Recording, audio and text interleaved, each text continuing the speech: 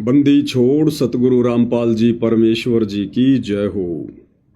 परम पिता परमात्मा सारी सृष्टि के रचनहार कुल मालिक असंख्य ब्रह्मांडों के स्वामी जगत गुरु तीनों लोकों में प्रवेश करके सबका धारण पोषण करने वाले राजाधिराज आत्माधार नाथों के नाथ देवों के देव महादेव सर्वेश्वर महेश्वर मृत्युंजय अजरो अमर आदि अनादि सनातनी प्रभु जगत पिता जगदीश्वर श्री श्री एक झार आठ की उपाधि के वास्तविक अधिकारी अकाल मूरत शब्द स्वरूपी राम वासुदेव सर्वगतम ब्रह्म परम पूज्य प्रथम पूज्य परम संत परम पुरुष परम धनी परम दयालु सत्य कबीर हक्का कबीर अल्लाहु कबीर अल्लाहु अकबर बाखबर अल्लाह ताला जगत के तारणहार जगत के मुक्तिदाता जगत के जगन्नाथ हारे के सहारे हिंदुओं के राम मुसलमानों के अल्लाह सिखों के वाहेगुरु ईसाइयों के मसीह दया के सागर दयानिधि करुणा के सागर करुणानिधि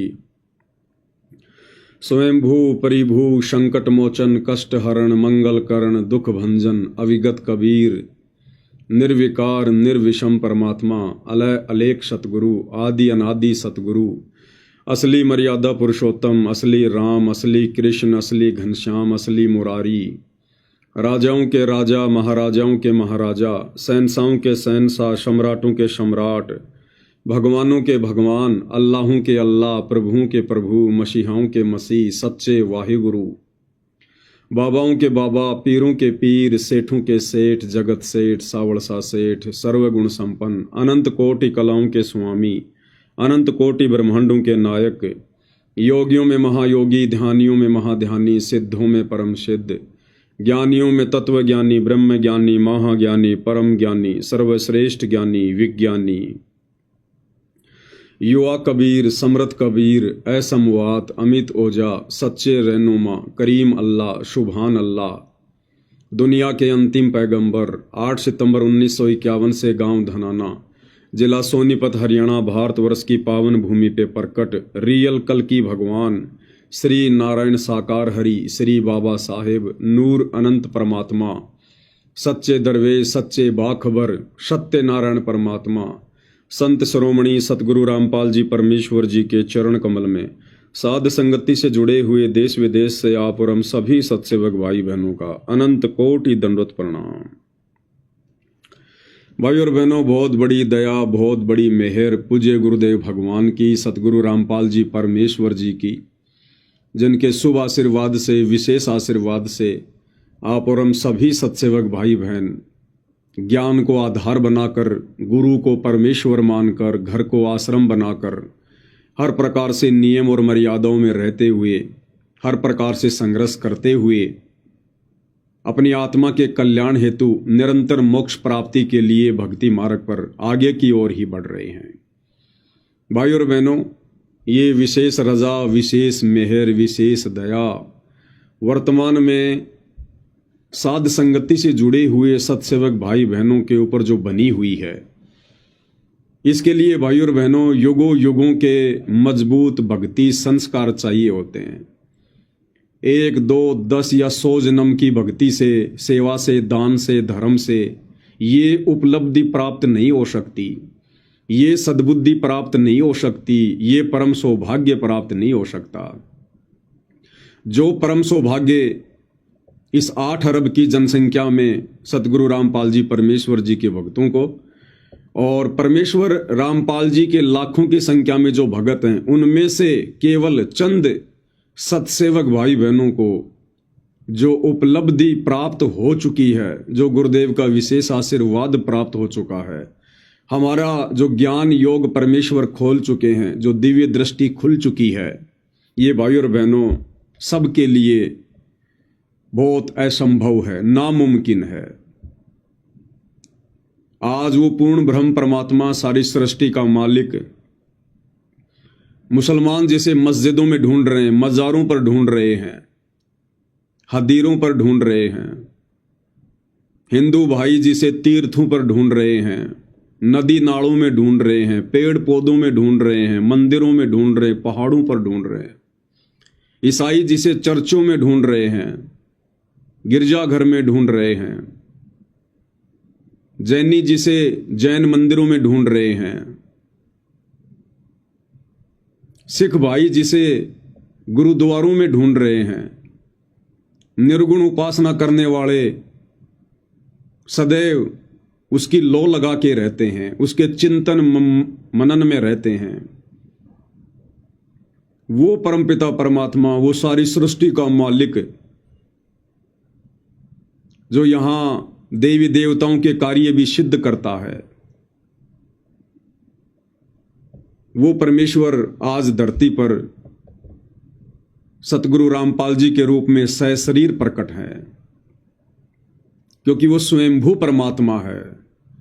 वो किसी मां के गर्भ से जन्म लेकर नहीं आता है। उस परमेश्वर को जन्म देने में कोई भी मां समर्थ नहीं है। वो अजन्मा है, अनादि है, अकाल मूरत है, शब्द स्वरूपी है। और जब जब वो परमेश्वर धरती पर आता है तो भाइयों और बहनों, इंसानों को समझाने के लिए उन्होंने इंसानों का रूप धारण करके ही आना पड़ता है। हम लोग बचपन में देखा करते थे, हमारे बड़े बुजुर्ग गांव वाले साधु संत महात्माओं का बड़ा आदर सत्कार किया करते थे। साधु संत महात्मा यदि गुस्से में आकर गालियां भी निकाल देते थे, यदि वो क्रोध भी करते थे, तो भी जो गृहस्थी व्यक्ति होते थे वो हाथ जोड़कर नीची गर्दन करके ही खड़े रहते थे। कारण क्या था? इस आत्मा को एक डर है, एक भय रहता है सदा कि ना जाने परमात्मा किस रूप में आ जाए। और विशेषकर साधु संत महात्माओं के रूप में हम परमात्मा को देखा करते हैं, ढूंढा करते हैं। और परमात्मा भी अपनी वाणी में कहते हैं कि मेले खेड़े जाइए, मेले बड़ा मिलाप, और पत्थर पानी पूजते कोई साधु संत मिल जात। ना जाने परमात्मा किस रूप में कहाँ टकरा जाए। इसलिए हम साधु संतों का बड़ा आदर सत्कार किया करते थे, क्योंकि परमेश्वर साधु संत रूप में ही आते हैं, इस आत्मा को पता है। और आज वो पूर्ण ब्रह्म परमात्मा कबीर देव, कबीर अग्नि, अल्लाहू का अल्लाह, संत रूप में, तत्वदर्शी संत रूप में, साधु रूप में, सतगुरु रामपाल जी के स्वरूप में, स्वरूप भी नहीं कह सकते, क्योंकि जो स्वरूप हम वर्तमान में पूज्य गुरुदेव भगवान का देख रहे हैं, यही इनका मूल स्वरूप है, वास्तविक स्वरूप है। ये इनका सतलोकीय स्वरूप है। वैसे तो परमेश्वर शब्द स्वरूपी है, उनका शब्द रूप है। शब्द रूप का मतलब होता है शक्ति, जिसका कोई वारन पार ना हो। अविगत पुरुष, शब्द से वो परमात्मा जो चाहे रूप धारण कर ले, कितने ही रूप धारण कर ले। नामा और रैदास रसीला, कोई न जाने अवगत की लीला। लेकिन फिर भी परमेश्वर जिस रूप में अपने ऊपर के चार लोकों में विराजमान है, अनामी लोक में अनामी पुरुष के रूप में, अगम लोक में अगम पुरुष के रूप में, अलख लोक में अलख पुरुष के रूप में, और सत्य लोक में सत्य पुरुष के रूप में, और जिनका वैदिक नाम है कबीर देव, आज वो परमेश्वर हमारे पूज्य गुरुदेव भगवान स्वयं धरती पर प्रकट हैं। आप और हमारी आत्मा के कल्याण के लिए प्रकट हैं, हमें मोक्ष दिलाने के लिए प्रकट हैं। तो ये परम सौभाग्य भाइयों और बहनों ऐसी वैसी आत्माओं को प्राप्त नहीं हो सकता। ये परम सौभाग्य वर्तमान में उन तीनों देवताओं ब्रह्मा विष्णु महेश को भी प्राप्त नहीं है, 33 करोड़ देवी देवताओं को भी प्राप्त नहीं है, 9 नाथ 84 सिद्धों को भी प्राप्त नहीं है, इन बड़े बड़े पंडित और विद्वानों को भी प्राप्त नहीं है, जो सौभाग्य परमेश्वर ने आप और हम चंद आत्माओं के ऊपर बख्शा है। तो भाइयों और बहनों, फिर आप और हमारी भी कुछ जिम्मेदारियां बनती हैं, हमारे भी कुछ कर्तव्य हैं। यदि परमेश्वर ने हमसे अपनी पहचान करवाई है, स्वयं को जनवाया है, क्योंकि इनकी मर्जी के बिना इन्हें कोई जान नहीं सकता, इन्हें कोई पहचान नहीं सकता है।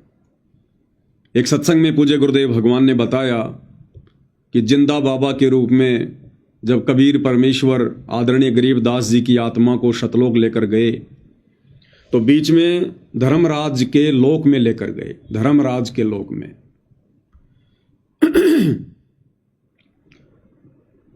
क्योंकि उन्होंने अपनी समर्थता से हम जीवों को परिचित करवाना था, आदरणीय गरीबदास जी को अपना गवाह बनाना था, आई विटनेस बनाना था।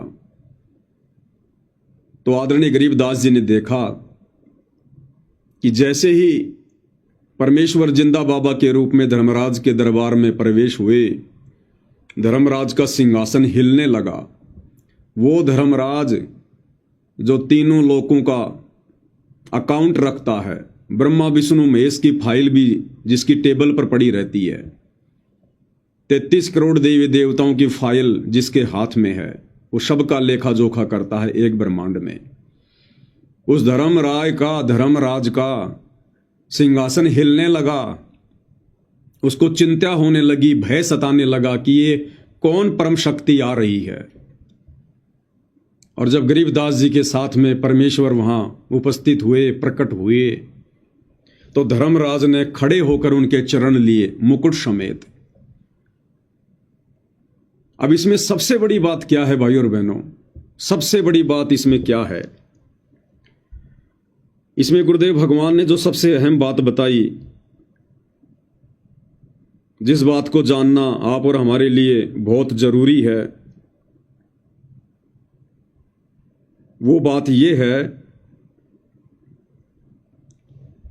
कि जब परमात्मा आदरणीय गरीबदास जी के साथ में वहां दरबार में उपस्थित हुए, प्रकट हुए, तो गुरुदेव भगवान ने बताया कि बच्चों, गरीबदास जी को तो परमात्मा जिंदा बाबा वाले रूप में ही दिखाई दे रहे थे जो नीचे से गए थे, परंतु धर्मराज को वो वास्तविक रूप दिखाई दे रहा था, असली रूप दिखाई दे रहा था, जिस रूप में परमात्मा त्रिकुटी पर बैठे रहते हैं, त्रिकुटी पर वो रूप उनको दिखाई दे रहा था उस समय वहां पर।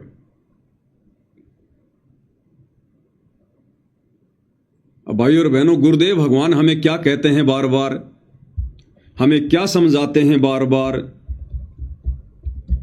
हम इन बातों पर थोड़ा सा जोर नहीं देते हैं। गुरुदेव भगवान हमें बार बार कहते हैं कि बच्चों, जब आप त्रिकुटी पर जाओगे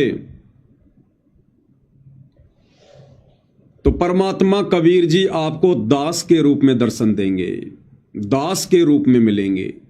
यानी गुरुदेव भगवान कह रहे हैं कि मेरे रूप में आपको कबीर भगवान वहां त्रिकुटी पर मिलेंगे, जहां उनका ऑफिस है, जहां परमात्मा बैठे रहते हैं, त्रिकुटी कमल में। तो धर्मराज को कौन सा रूप दिखाई दे रहा था? परमेश्वर का वास्तविक रूप। और त्रिकुटी पर परमात्मा किस रूप में रहते हैं?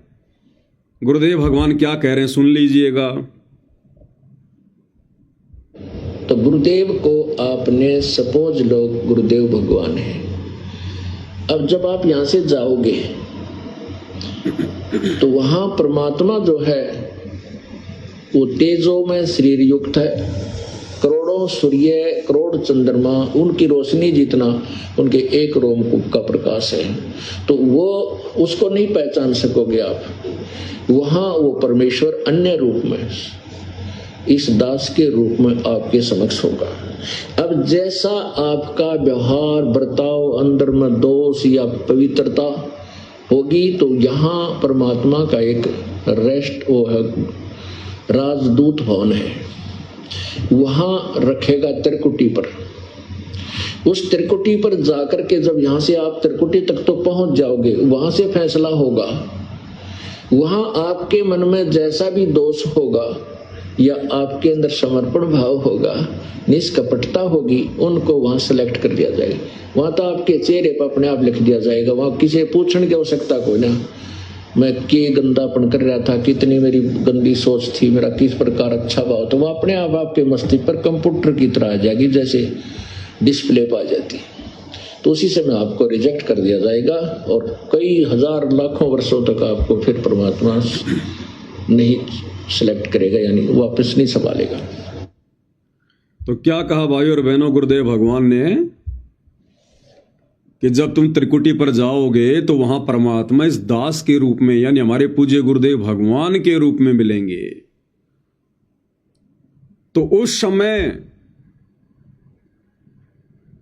जो जिंदा बाबा वाला रूप था, जो गरीबदास जी को नीचे से ऊपर लेकर गए थे, तो गरीबदास जी को तो जिंदा बाबा वाला रूप दिखाई दे रहा था, लेकिन धर्मराय को परमेश्वर का वास्तविक रूप दिखाई दे रहा था। कौन सा? सतगुरु रामपाल जी परमेश्वर जी वाला। ये रूप जो आप सभी भाई बहन देख रहे हैं, पूर्ण ब्रह्म परमेश्वर, इस रूप को देखकर वो थरथर कांपने लगा, क्योंकि उनको पता है कि यहां परमेश्वर का एक राजदूत भवन है और वहां परमेश्वर बैठे रहते हैं, और उनके अलावा तीनों लोकों में कोई ऐसा नहीं है जो मेरे सिंहासन को हिला दे।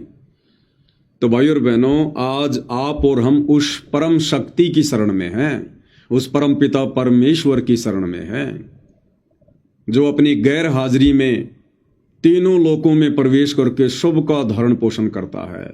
उस धर्मराज को भी वो अकाउंट करने की ड्यूटी, सबका लेखा जोखा रखने की ड्यूटी इसी कबीर परमेश्वर सतगुरु रामपाल जी ने बख्शी हुई है। आज आप और हम ऐसी परम शक्ति की शरण में हैं। अब भाई और बहनों, इतना सब कुछ समझ में आने के बाद, क्योंकि ये समझाने के लिए तो ही परमेश्वर ने पिछले 30 वर्षों से इतना संघर्ष किया है, गांव गांव जाकर सत्संग किए हैं, नगर नगर जाकर परमेश्वर ने प्रवचन किए हैं, आप और हमारे लिए डीवीडी, सीडी, मेमोरी कार्ड, ये सब कुछ बनाए हैं। इतना प्रयास किया है परमात्मा ने, एक आम व्यक्ति की भूमिका करते हुए, लीला करते हुए। तो अब भाई और बहनों, आप और हमारे अंदर बिल्कुल भी परमेश्वर की पहचान को लेकर कच्चापन नहीं रहना चाहिए। हमने अब शौपन में भी अपने पूज्य गुरुदेव भगवान के अलावा किसी और में परमात्मा के दर्शन नहीं करने चाहिए।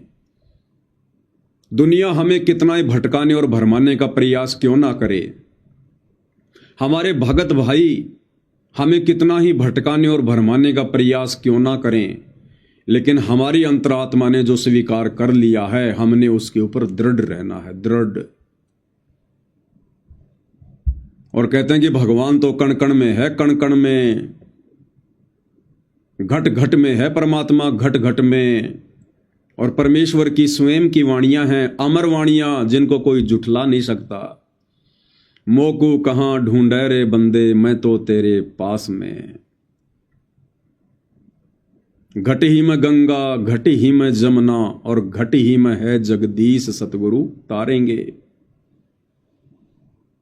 स्वर्ग सात आसमान पर भटकत है मनमूड, अरे वो खालिक तो खोया नहीं, इसी महल में ढूंढ। तो अब हमने धोखा नहीं खाना है भाई और बहनों, बिल्कुल भी, किसी भी कीमत पर। ये हमारे विश्वास की अंतिम परीक्षा चल रही है, अंतिम परीक्षा। और दास की जिम्मेदारी बनती है कि आप सभी भगत भाई बहनों को मैं समय से पहले ही अवगत करवा दूं, परिचित करवा दूं।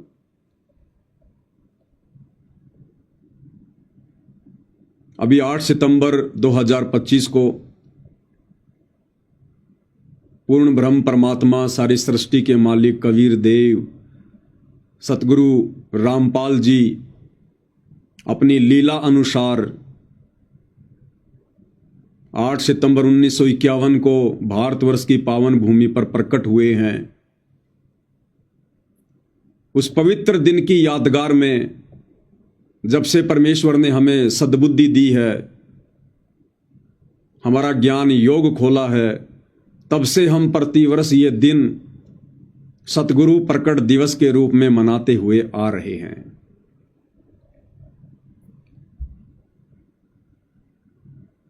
और हमने यह दिन पूज्य गुरुदेव भगवान की गैर हाजिरी में, यानी सूक्ष्म रूप में, नूरी रूप में, तेजोमय रूप में, परोक्ष रूप में, परमेश्वर हम सबके साथ में हैं। उनके बिना हम इस भक्ति पर एक कदम चल ही नहीं सकते। कोई चल के तो दिखा दो कोई माई का लाल इस भक्ति पर, एक कदम भी। अब बहुत सारे भाई बहन कहेंगे हम चल रहे हैं भाई, हम तो दाढ़ी मूंछ वाले कबीर जी को भगवान मान रहे हैं और हम तो शतलोक आश्रमों से जुड़े हुए हैं, हम तो भक्ति कर रहे हैं, हम चल रहे हैं भक्ति मार्ग पर। वो चल नहीं रहे भाई और बहनों, वो चल नहीं रहे, वो चलते हुए दिखाई दे रहे हैं और उनको भ्रम है कि हम भक्ति पर सही चल रहे हैं। जब हम छोटे छोटे थे या आज भी, जब कोई व्यक्ति ट्रेन का सफर करता है और जब ट्रेन अपनी फुल स्पीड पे होती है और आदमी जब खिड़की से देखता है, तो जब हम छोटे छोटे थे तो हम ये कहा करते थे कि देखो देखो वो पेड़ पौधे भाग रहे हैं, पेड़ पौधे भाग रहे हैं, पीछे की तरफ जा रहे हैं पेड़ पौधे। तो हमारे घर वाले कहते थे, रे बुद्धू, ये पेड़ पौधे नहीं भाग रहे, ये ट्रेन भाग रही है, पेड़ पौधे तो वहीं रुके हुए हैं। तो इन सतलोक आश्रमों से जुड़े हुए भाई बहनों को ये भ्रम है कि हम भक्ति मार्ग पर आगे बढ़ रहे हैं, आगे बढ़ रहे हैं हम भक्ति मार्ग पर। भाई आपके कदम तो पीछे हटते जा रहे हैं, पीछे। भक्ति मार्ग पर आगे कदम बढ़ाना वो होता है जब आप अपने गुरुदेव भगवान के वचन में रहकर जो शिक्षा उन्होंने दी है, जो भक्ति का पाठ उन्होंने पढ़ाया है, जो मर्यादा उन्होंने बताई है, उनकी प्रत्येक मर्यादाओं में रहकर और मर्यादा में रहोगे तो भाई चौतरफा संघर्ष करना पड़ता है। सहज में परमात्मा नहीं मिलता। ये परमात्मा है, कोई खेत की मूली नहीं है, जब मर्जी आया उखाड़ा खा लिया। हर प्रकार से मर्यादा, संघर्ष और फिर भी भक्ति मार्ग पर डटे रहना, काल से संघर्ष करते रहना, उसको कहते हैं भक्ति।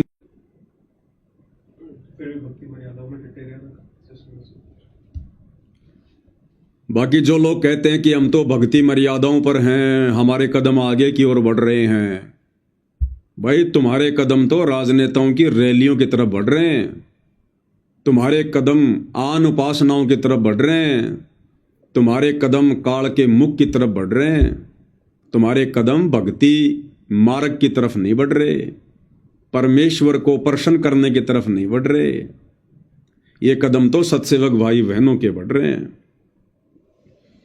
तो भाई और बहनों, हमने इसी प्रकार से कदम आगे बढ़ाते हुए पूज्य गुरुदेव के अमर तत्व ज्ञान को आधार बनाते हुए, गुरुदेव की गैर हाजिरी में घर को आश्रम बनाकर शत भक्ति करते हुए, हर प्रकार से संघर्ष करते हुए, गुरुदेव पर विश्वास रखते हुए, आप और हमने ये 8 सितंबर 2025 का पावन दिन, ये पवित्र दिन, जिस दिन परमेश्वर इस धरा पर प्रकट हुए आप और हमारे आत्मिक कल्याण के लिए, तो 8 सितंबर का वो पवित्र दिन सतगुरु प्रकट दिवस के रूप में हम सभी सत्सेवक भाई बहनों ने अपने अपने घर पर ही मनाना है। क्योंकि परमेश्वर ने हमारे घरों को यह आश्रम बना रखा है। जिनके घर अभी तक आश्रमों में तब्दील नहीं हुए हैं, जिनके घर अभी तक शमशान घाट हैं, वो आश्रमों में जाकर इस दिन को मना सकते हैं। बाकी परमेश्वर जी ने जिन जिन अपनी आत्माओं के घरों को आश्रमों में तब्दील कर दिया है, उन भाई बहनों ने कहीं भी भटकने की जरूरत नहीं है, भ्रमणे की जरूरत नहीं है। काल हमें डराएगा, भयभीत करेगा, प्रलोभन देगा, परंतु हमने डगमग नहीं होना है, बिल्कुल भी हमने डगमग नहीं होना है। और 8 सितंबर के दिन हम सभी भगत भाई बहनों ने, जैसा कि हम पहले से मनाते आ रहे हैं, अपने घर पर ही सतगुरुदेव भगवान का प्रकट दिवस मनाना है।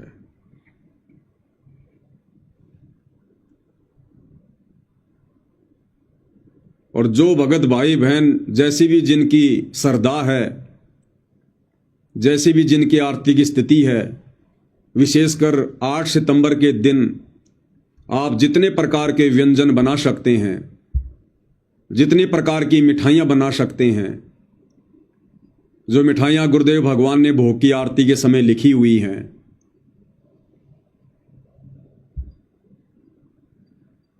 आप चाहें तो सारी मिठाइयां बनाइए, 36 प्रकार के व्यंजन बनाइए, परमेश्वर जी को रिझाने के लिए, उनको मनाने के लिए।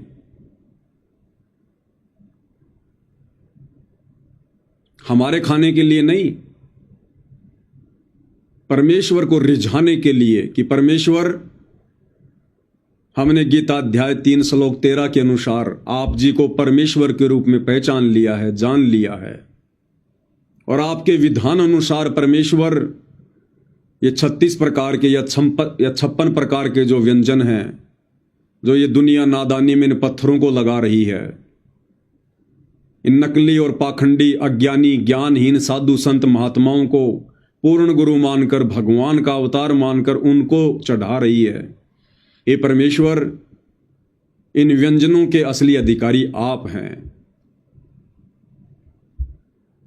और जब घर घर में परमेश्वर को भोग लगेगा, बड़ी भोग की आरती के साथ 8 सितंबर को घर घर में परमेश्वर जी की 5 दीपक वाली आरती के साथ में आरती उतारी जाएगी, परमेश्वर बहुत प्रसन्न होंगे, अति प्रसन्न होंगे परमात्मा।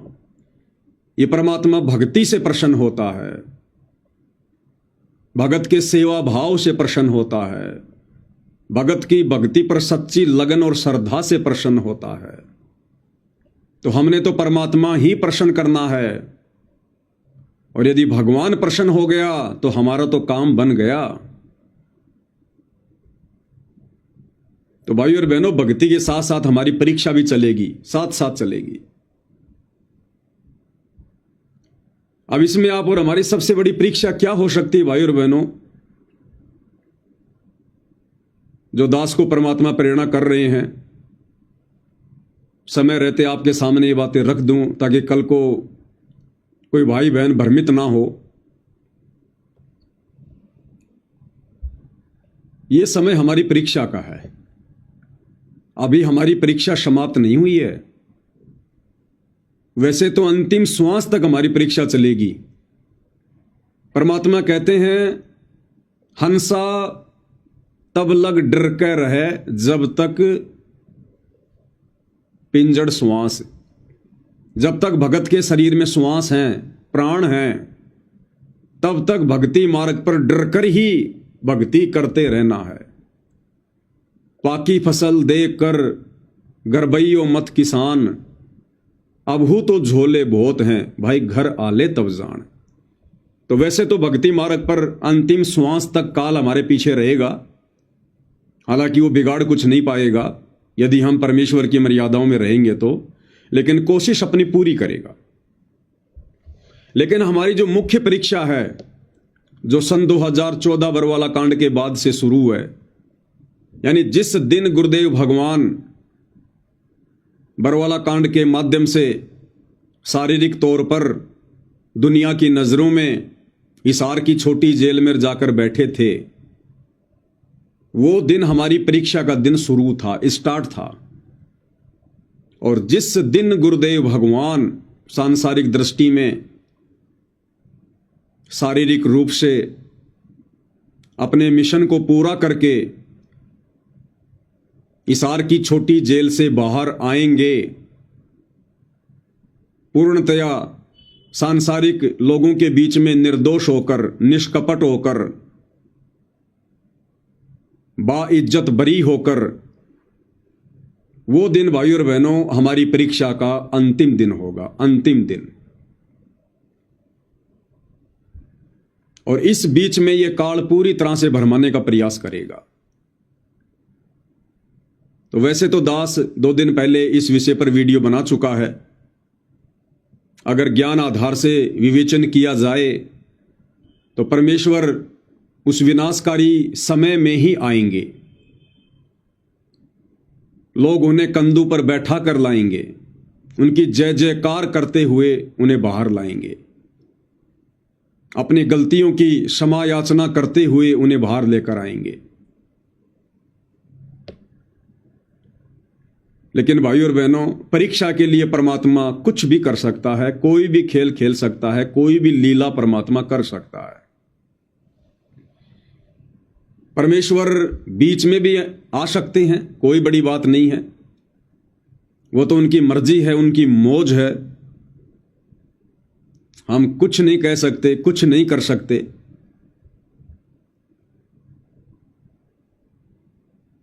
तो यदि पूज्य गुरुदेव भगवान ने हम भक्तों की ओर कठिन परीक्षा के लिए अगर अपने उस निर्धारित समय से पूर्व कुछ समय के लिए सांसारिक दृष्टि में कानूनी तौर पर, जिसे लोग जमानत कहते हैं, क्योंकि परमात्मा यहां के नियम नहीं तोड़ता है, वे जब जब पृथ्वी पर आते हैं एक अच्छे नागरिक की भूमिका भी करते हैं। तो हो सकता है परमेश्वर हमारे विश्वास की परीक्षा के लिए एक झटका और देना चाहें। हम सत्सेवक भाई बहनों को, अपने हीरों को परमेश्वर ने जो घण की चोट मार मार के साथ संगति से जोड़ा है, क्या पता परमेश्वर और चोट मारना चाहते हों। और यदि गुरुदेव भगवान उस विनाशकारी समय 2028 से पहले कुछ दिनों के लिए यदि हिसार की छोटी जेल से बाहर आना चाहें, तो भाई और बहनों, वो आप और हमारी परीक्षा का और कठिन समय होगा, कठिन समय। देखो, दास केवल अपने विचार प्रकट करेगा, क्योंकि मैं अपनी बातें किसी के ऊपर थोप नहीं सकता। हम सब स्वतंत्र हैं हर कर्म करने के लिए, हम किसी के अधीन नहीं हैं। और सदा से दास केवल आप लोगों को अपना मत ही बताता आया है। उस मत को मानना ना मानना, चलना ना चलना, वो फिर ज्ञान आधार से आप भगत भाई बहन निर्णय लेते हैं, और यही होना चाहिए। मैं क्या कह रहा हूं, क्या नहीं कह रहा हूं, इस बात पर ध्यान नहीं देना है। मैं जो कह रहा हूं वो पूज्य गुरुदेव भगवान के विधान और ज्ञान अनुसार वर्तमान समय की परिस्थितियों को देखते हुए कितना उचित है, कितना अनुचित है, ये निर्णय अंत में आप भगत भाई बहनों ने ही लेना होता है। तो दास को जैसा आभास हो रहा है, उस आधार से दास आप जियों को थोड़ा सा विश्लेषण करके बता देता है। यदि पूज्य गुरुदेव भगवान कुछ समय के लिए आने वाले दिनों में हिसार की छोटी जेल से बाहर आते हैं, तो भाई और बहनों, गुरुदेव भगवान के आने के दो कारण होंगे, दो कारण, और आप हर प्रकार से टटोल के देख लेना, तीसरा कारण आपको ढूंढने से भी दिखाई नहीं देगा। सबसे पहला कारण यह होगा, टूटती हुई संगत को, जो संगत मर्यादा तोड़कर इन सतलोक आश्रमों से जुड़ी हुई है, जिस संगत ने देखा देखी में नाम दीक्षा ली हुई है, जिस संगत में लगभग 90% लोग बरवाला कांड के बाद जुड़े हैं, भूत प्रेत की बाधा ठीक करवाने के लिए जुड़े हैं, बीमारियां ठीक करवाने के लिए जुड़े हैं, या अपने रिश्तेदारों के कहने पर जुड़े हैं, या वैसे देखा देखी में जुड़े हैं, तो उन भाई बहनों को ज्ञान आधार नहीं है। और आने वाला समय अति विकट है, विनाशकारी है, परमेश्वर को इस बात का पता है। तो गुरुदेव भगवान को पता है कि ये आत्माएं जो इन आश्रमों से जुड़ी हैं, देखा देखी में भक्ति कर रही हैं, मर्यादा किसी की सुरक्षित है नहीं। ये आत्माएं उस आने वाले विनाशकारी समय को नहीं झेल पाएंगी, ये एक झटके में कोसों दूर हो जाएंगी भक्ति से। तो हो सकता है परमेश्वर उन आत्माओं को थोड़ी हिम्मत देने के लिए कि यदि मैं एक बार बीच में कुछ दिनों के लिए सांसारिक तौर पर जमानत पर, या जिसको कहते हैं पैरोल, जिस प्रकार राम रहीम जी आते हैं पैरोल पर, 40-40 दिन की पैरोल पर, तो हो सकता है परमेश्वर उन सतलोक आश्रमों से जुड़ी हुई कमजोर आत्माओं को थोड़ी हिम्मत देने के लिए, उनको दर्शन देने के लिए कुछ समय के लिए बाहर आ सकते हैं, ताकि उन आत्माओं को थोड़ी सी दृढ़ता मिल जाए। जिनको सारा दिन यही सुनने को मिलता है कि तुम्हारे गुरुजी जेल से बाहर नहीं आएंगे, तुम्हारे गुरु भगवान है तो जेल से बाहर तो निकल के दिखाओ। जो आत्माएं डगमग हैं, जिनका विश्वास दृढ़ नहीं है, जो काल की मार को झेल नहीं सकती हैं, हो सकता है उन आत्माओं को उस विनाशकारी समय से पहले थोड़ी हिम्मत देने के लिए, दृढ़ता देने के लिए, ताकि उन आत्माओं को एक नई हिम्मत मिले कि अगर गुरुदेव भगवान जमानत पर आए हैं तो परमानेंट भी आएंगे। क्योंकि इतना विश्वास उनको नहीं है, क्योंकि आजीवन उम्र कैद की 2-2 मामलों में गुरुदेव को सजा हो रखी है। तो ज़्यादातर आत्माओं को और इन आश्रमों के जो मुखिया हैं, जो कोऑर्डिनेटर लोग हैं, गुरुदेव का कलयुगी परिवार है, इनको तो इस बात का बिल्कुल भी विश्वास नहीं है कि गुरुजी कभी परमानेंट भी बाहर आ सकते हैं। तो हो सकता है परमेश्वर उन आत्माओं को थोड़ी हिम्मत देने के लिए ये लीला भी कर सकते हैं परमेश्वर। और दूसरा कारण क्या होगा भाई और बहनों, आप और हम सत्सेवक भाई बहनों की अग्नि परीक्षा होगी। अग्नि परीक्षा। अब उस समय हम भाई बहनों का क्या निर्णय होगा। दास अपने विचार व्यक्त कर रहा है, जैसा कि मुझे गुरुदेव भगवान ने प्रेरणा की है कि मैं पवन दास इस अग्नि परीक्षा को किस प्रकार से लूंगा। तो मैं अपने विचार आप भाई बहनों के सामने रख रहा हूं, क्योंकि हमने अपने आत्म कल्याण को देखना है। हमने इस ज्ञान को आधार बनाकर आगे बढ़ना है। भावनाओं में बहने का मार्ग नहीं है, आंखों से आंसू निकाल कर आगे बढ़ने का मार्ग नहीं है, जोश में होश खोकर भक्ति बर्बाद करने का समय नहीं है। यदि गुरुदेव भगवान कुछ समय के लिए आ भी जाते हैं तो फिलहाल तो परमेश्वर इन आश्रमों में ही आएंगे, क्योंकि ज्यादातर संगत इन आश्रमों से जुड़ी हुई है। तो भाई और बहनों, दास की भी अग्नि परीक्षा है। तो दास उस समय भाई और बहनों उन आश्रमों में नहीं जाएगा। अब यहां पर जो कमजोर आत्माएं होंगी वो तुरंत अपने विचार व्यक्त कर देंगे काल प्रेरणा से कि देखो भाई, हम तो पहले ना कहा करते थे कि ये पवन दास पक्का काल का दूत है। जब कल को गुरुजी आएंगे तब भी ये यही कहेगा कि नहीं नहीं नहीं, गुरुजी तो हमारे घर पर ही हैं, गुरुजी तो हमारे साथ में ही हैं, हम नहीं जाएंगे, हम नहीं जाएंगे। तो भाई और बहनों, वो तो उनकी सोच है बेचारों की, उन तो सदा से ऐसी सोच रही है उनकी तो। लेकिन हम क्यों नहीं जाएंगे? क्योंकि गुरुदेव भगवान तो हमें बुलाएंगे नहीं, क्योंकि परीक्षा अभी समाप्त हुई नहीं है। अभी परीक्षा समाप्त हुई नहीं है, तो गुरुदेव भगवान तो हमें बुलाएंगे नहीं। और इन सतलोक आश्रम वालों के कहने से हम जाएंगे नहीं। ना हम इनके पीले पर्चों पर विश्वास करते हैं, ना हम इनके कोऑर्डिनेटरों के मनमुखी आदेशों पर विश्वास करते हैं। जब वर्तमान में नहीं कर रहे तो हम कल को भी नहीं करेंगे, क्योंकि ये लोग भक्ति मार्ग में रिजेक्ट हैं, ये लोग फैल हैं, ये लोग काल की गुलामी कर रहे हैं, काल का कार्य सिद्ध कर रहे हैं। तो पूज्य गुरुदेव भगवान तो कहेंगे नहीं कि भाई सत्सेवकों तुम आ जाओ, साथ संगत वालों तुम आ जाओ, आशीर्वाद ले लो, दर्शन कर लो। परमात्मा नहीं कहेंगे।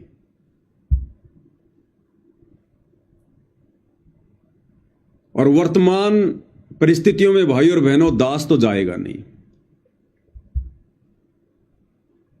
क्यों नहीं जाएगा? अगर चले गए तो ये दास तो उसी दिन फेल हो जाएगा। ये पवन दास तो समझो उसी दिन फेल हो गया। क्यों फेल हो गया? कारण क्या है?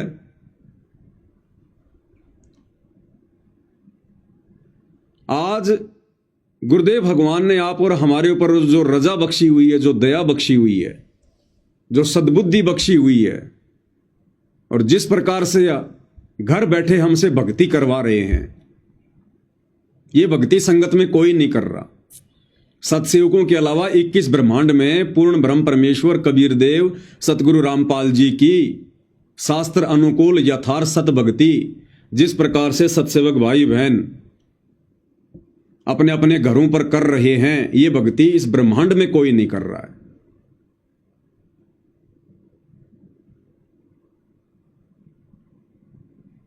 आज हम गुरुदेव भगवान की गैर हाजिरी में, सांसारिक तौर पर, शारीरिक तौर पर उनकी गैर हाजिरी में हम उनकी किस प्रकार से भक्ति कर रहे हैं, किस प्रकार से भक्ति कर रहे हैं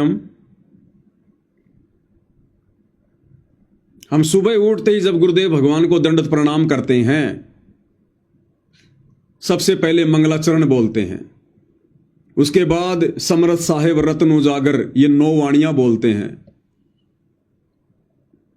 उसके बाद हम विधि विधान से मंत्रों का जाप करते हुए और गुरुदेव भगवान की अकेली सिंगल फोटो के आगे, उनकी प्रतिमा के आगे, छवि के आगे हम लोग 8 अंगों से दंडवत प्रणाम करते हैं।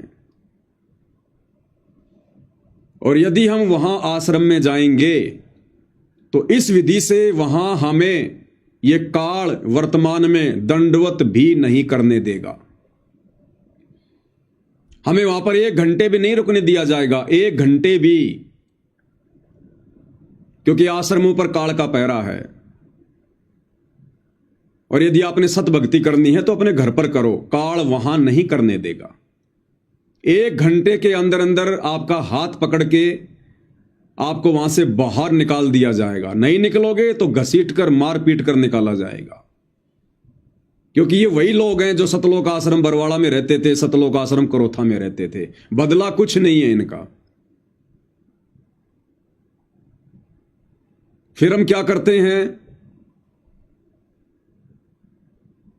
भंडारा करने से पहले हम पूज्य गुरुदेव भगवान को भोग की आरती के साथ में हलवे राम का और भंडारे का भोग लगाते हैं। आज उनकी प्रतिमा के आगे उनको सूक्ष्म रूप में, शब्द रूप में घर पर विराजमान मानकर, उनका आसन लगाकर, कल को यदि आप आश्रम में जाओगे गुरुदेव के आने के बाद, इस परीक्षा के समय में जब गुरुदेव भगवान परमानेंट आ जाएंगे, उस समय की बात नहीं कह रहा दास, वर्तमान समय की, यदि गुरुदेव पैरोल पर आते हैं तो जब हम आज उनकी गैर हाजिरी में और गुरुदेव भगवान को गीता अध्याय 3 श्लोक 13 के अनुसार विधि विधान अनुसार भोग लगाए बिना अन्न का दाना भी ग्रहण नहीं करते हैं, तो आपको आश्रम में कौन भोग लगाने देगा भाई? आपको उस आश्रम में कौन भोग लगाने देगा? कौन आपको वहां पर हलवा बना के देगा? या कौन आपको हलवा बनाने देगा? कौन आपको खड़े होके भोग की आरती करने देगा वहां पर?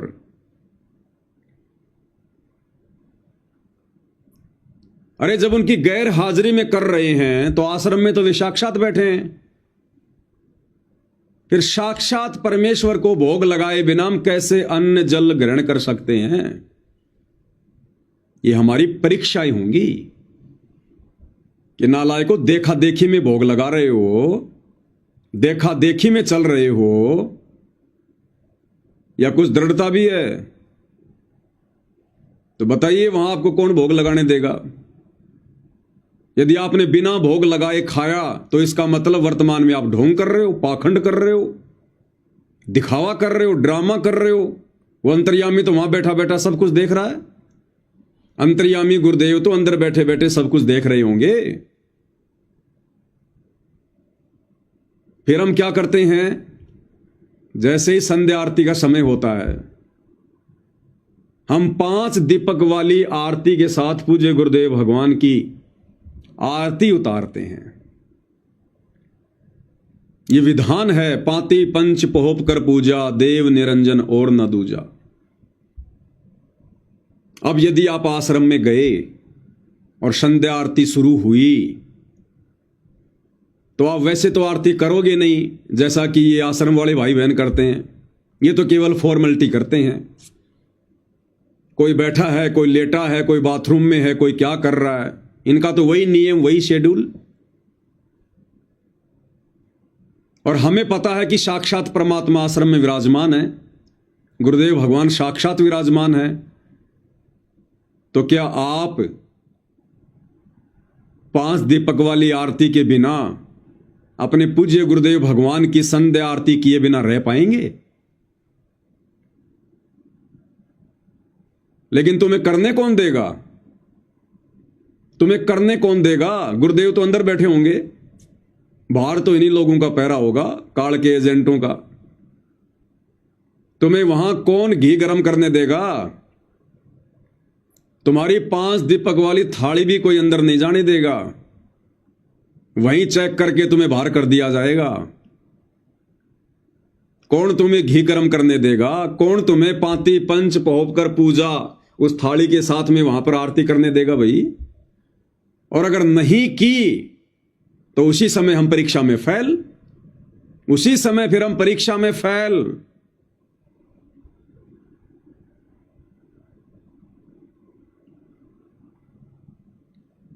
अब कोई ये शाना ना बने कि भाई ये तो हमारी मजबूरी होगी, ये तो हमारी मजबूरी होगी। कल को कुछ होगा तो कह देंगे गुरुजी हम तो करना चाहते थे लेकिन हमें करने नहीं दिया गया। तो परमात्मा एक ही जवाब देंगे कि गधे, जब तू प्रतिदिन अपने घर पर मुझे शब्द रूप में उस आसन के ऊपर विराजमान करके, तू फॉर्मेलिटी के लिए तो नहीं कर रहा होगा ना। अगर इतना लंबा चौड़ा बेड लगाया है तो ये सोच के लगाया होगा ना कि ये तो पूर्ण परमात्मा है, अनंत कोटि कलाओं का स्वामी है, इनके द्वारा अनंत रूप हैं। ये परमेश्वर तो किसी न किसी रूप में, सूक्ष्म रूप में, शब्द रूप में अवश्य विराजमान होंगे जब हम इनकी आरती करेंगे। तो फॉर्मेलिटी तो नहीं कर रहा था ना, तुझे विश्वास था ना कि गुरुजी मेरी आरती ले रहे हैं, स्वीकार कर रहे हैं। तो जब तुझे ये विश्वास है कि मेरा गुरु मेरे घर पर है और किस विधि से गुरुदेव भगवान की मैंने आरती करनी है, किस विधि से मैंने भोग लगाना है, किस विधि से रोजाना मेरी दिनचर्या है भक्ति वाली, फिर तू यहां क्या अंडे लेने आया था? तू मुझे शरीर में मान रहा है क्या? फिर परमात्मा तुरंत वो वाणी गा देंगे, देही को सतगुरु कहे ये तो धुंधर ज्ञान, और 4 दाग आवे नहीं वाको सतगुरु जान। कि गधे, तू मुझे 5 तत्व के शरीर में जान रहा है कि गुरुजी आश्रम में आ गए, गुरुजी आश्रम में आ गए। तेरे घर पर फिर क्या काल बैठा था? क्या तू तीनों समय की आरती या सुबह और शाम की आरती दीपक के साथ में तू काल की उतार रहा था क्या? तूने मुझे शरीर में मान रखा है क्या कि शरीर रूप में आश्रम में आ गया तो तेरा गुरु आ गया? नहीं तो तेरा गुरु बाहर है ही नहीं। तेरा गुरु कोई 5 तत्व की कैद में है क्या? किस लिए आया भाई तू? किसने न्योता दिया तेरे को? क्यों आया तू? जब तू अपने घर पर मुझे विराजमान करके सारी भक्ति क्रिया कर रहा है, तेरे को विश्वास है, और बता तेरा कौन सा काम अटका? तेरा कौन सा कार्य है जो सिद्ध ना किया हो? फिर यहां क्यों आ गया भाई? जब तुझे पता है कि अभी परीक्षा चल रही है, अभी कुछ भी नहीं बदला है, तुझे यहां पर यह क्रिया नहीं करने दी जाएगी।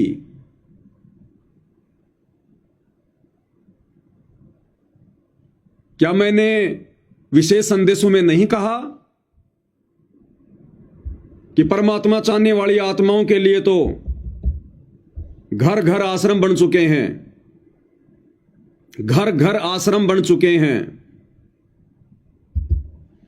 फिर तूने क्या विश्वास किया? जब तेरे को इतना ही विश्वास नहीं है, फिर तू क्या फॉर्मेलिटी कर रहा था, भक्ति कर रहा था, ड्रामा कर रहा था? फिर तूने देखा देखी में वो 5 दीपक वाली आरती मंगवाई है क्या? जब मैंने संदेशा भिजवा दिया था कि भाई मैंने घर घर को आश्रम बना दिया है, घर घर को आश्रम बना दिया है, क्या सत्संग सुने फिर तूने? बच्चों, वो ठीक का दिन आ गए, चारों तरफ गदत्ता का एक समय में 4-5 बच्चों, वो ठीक का दिन आ गए, चारों तरफ डंका बोल गया दत्ता का। एक समय में 4-5 लाख बच्चे सत्संग सो रहे। इतना बड़ा हम आश्रम बना कभी नहीं सुना सकते थे। ये बंदी छोड़ सारा संसार आश्रम बन गया मेरे बंदी छोड़ का। वो घर घर आश्रम बढ़ गया। और अपने बच्चों के ऊपर किसी कृपा करके मेरे दाता है। बच्चों फिर क्या शास्त्री है, फिर क्या जवाब देंगे भाई कि बेटा जब मैंने तेरे को पहले कह दिया था विशेष संदेशों के माध्यम से कि घर घर आश्रम बन चुका है, घर घर।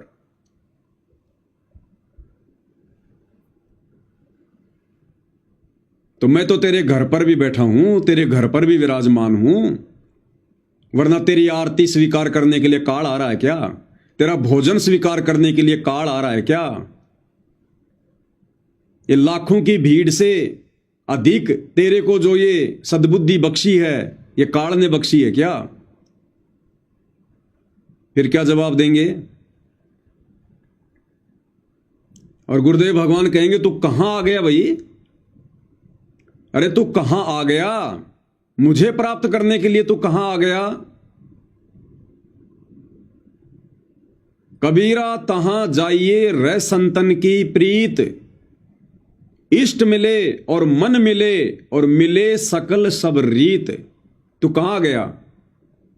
इस आश्रम की भीड़ में इन लोगों के साथ में भले ये तेरे गुरु भाई हैं, लेकिन तुम दोनों के विचारों में कितना अंतर है?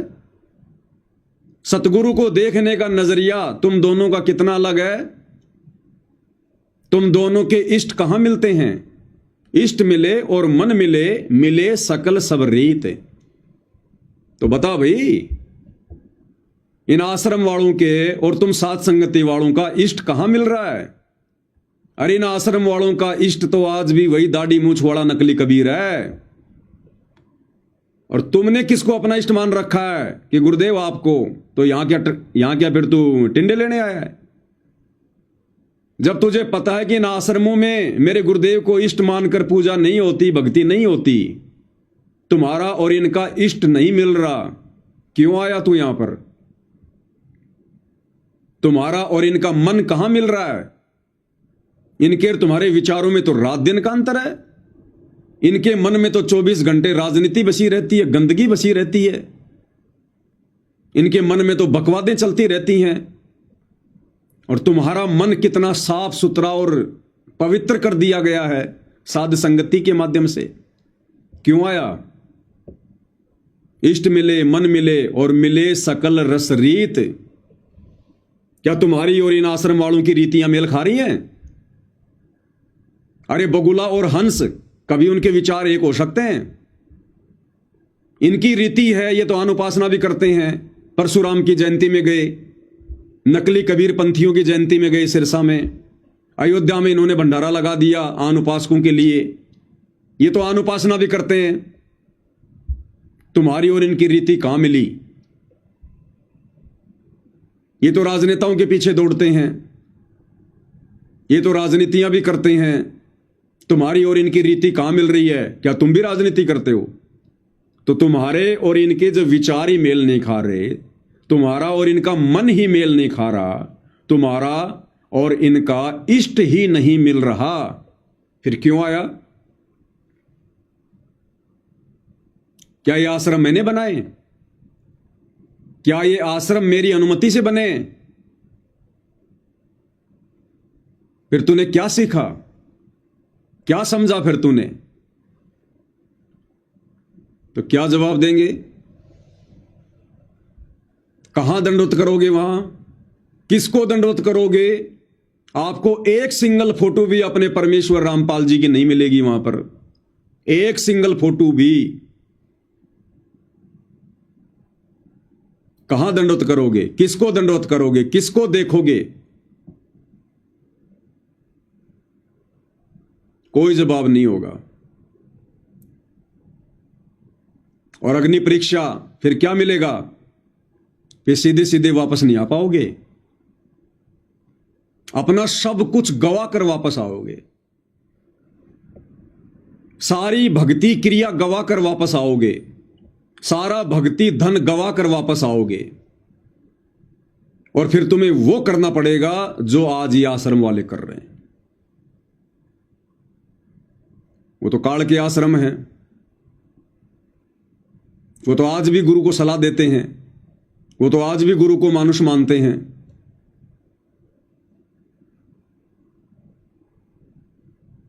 फिर तुम्हें क्या किया जाएगा?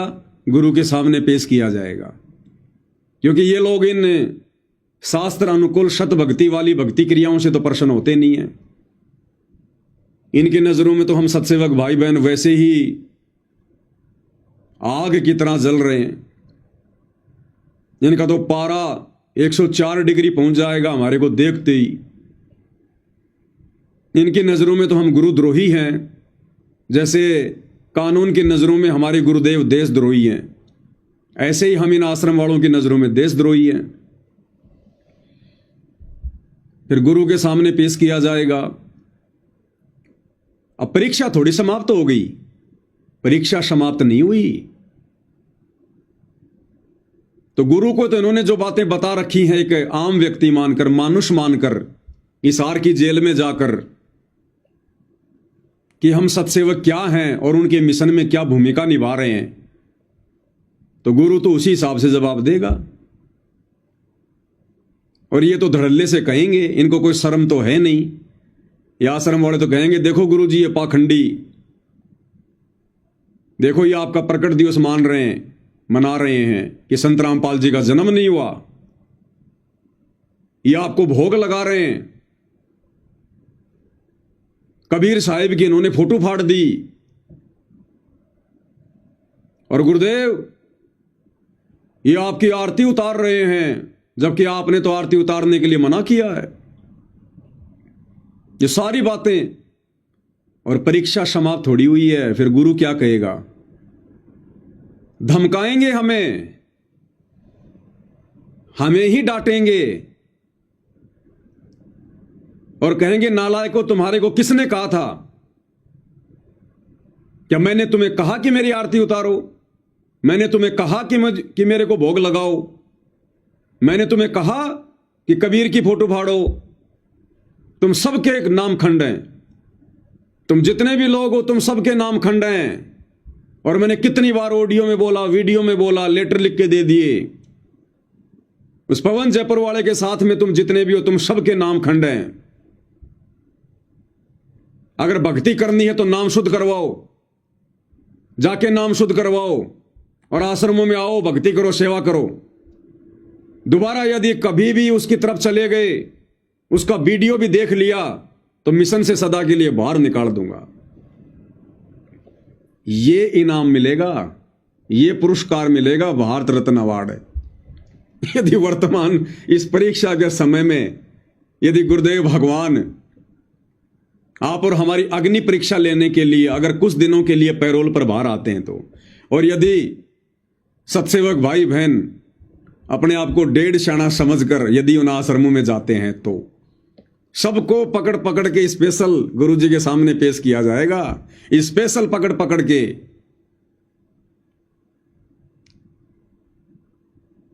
क्योंकि तुरंत पहचान में आ जाओगे तुम, तुरंत पहचान में। तुम वो वहां कर ही नहीं सकते जो वो आश्रम वाले कर रहे हैं। तो तुम्हारी भक्ति क्रिया देखकर तुम खड़े होकर आरती करोगे, बाकी लोग नीचे बैठकर करेंगे। तुम दंडोत करोगे विधि विधान से 8 अंगों सहित, और वो पढ़ेंगे ऐसे जैसे भैंस गिरती है चारे के ऊपर। जैसे कोई भूखी भैंस होती है, उसको हरा हरा चारा दिख जाए, वो तुरंत मुंह मारती है, तुरंत टूट के पड़ती है। तो ये लोग तो ऐसे पढ़ेंगे टूट के। ये ना कोई मंत्र जाप करते, ना कोई समर साहिब रत्न उजागर बोलते, कुछ नहीं बोलते। तो तुरंत पहचान में आओगे। फिर तुम बैठोगे तो तुम अपने गर्विद की बात नहीं करोगे, रिश्तेदारी की बात नहीं करोगे, बच्चों की रेमेणी की बात नहीं करोगे। तुम बात करोगे ज्ञान आधार से, और ये ज्ञान आधार वाली बात वहां उन लोगों को अच्छी नहीं लगेगी। तो या तो तुम्हारी जूतों से पिटाई होगी,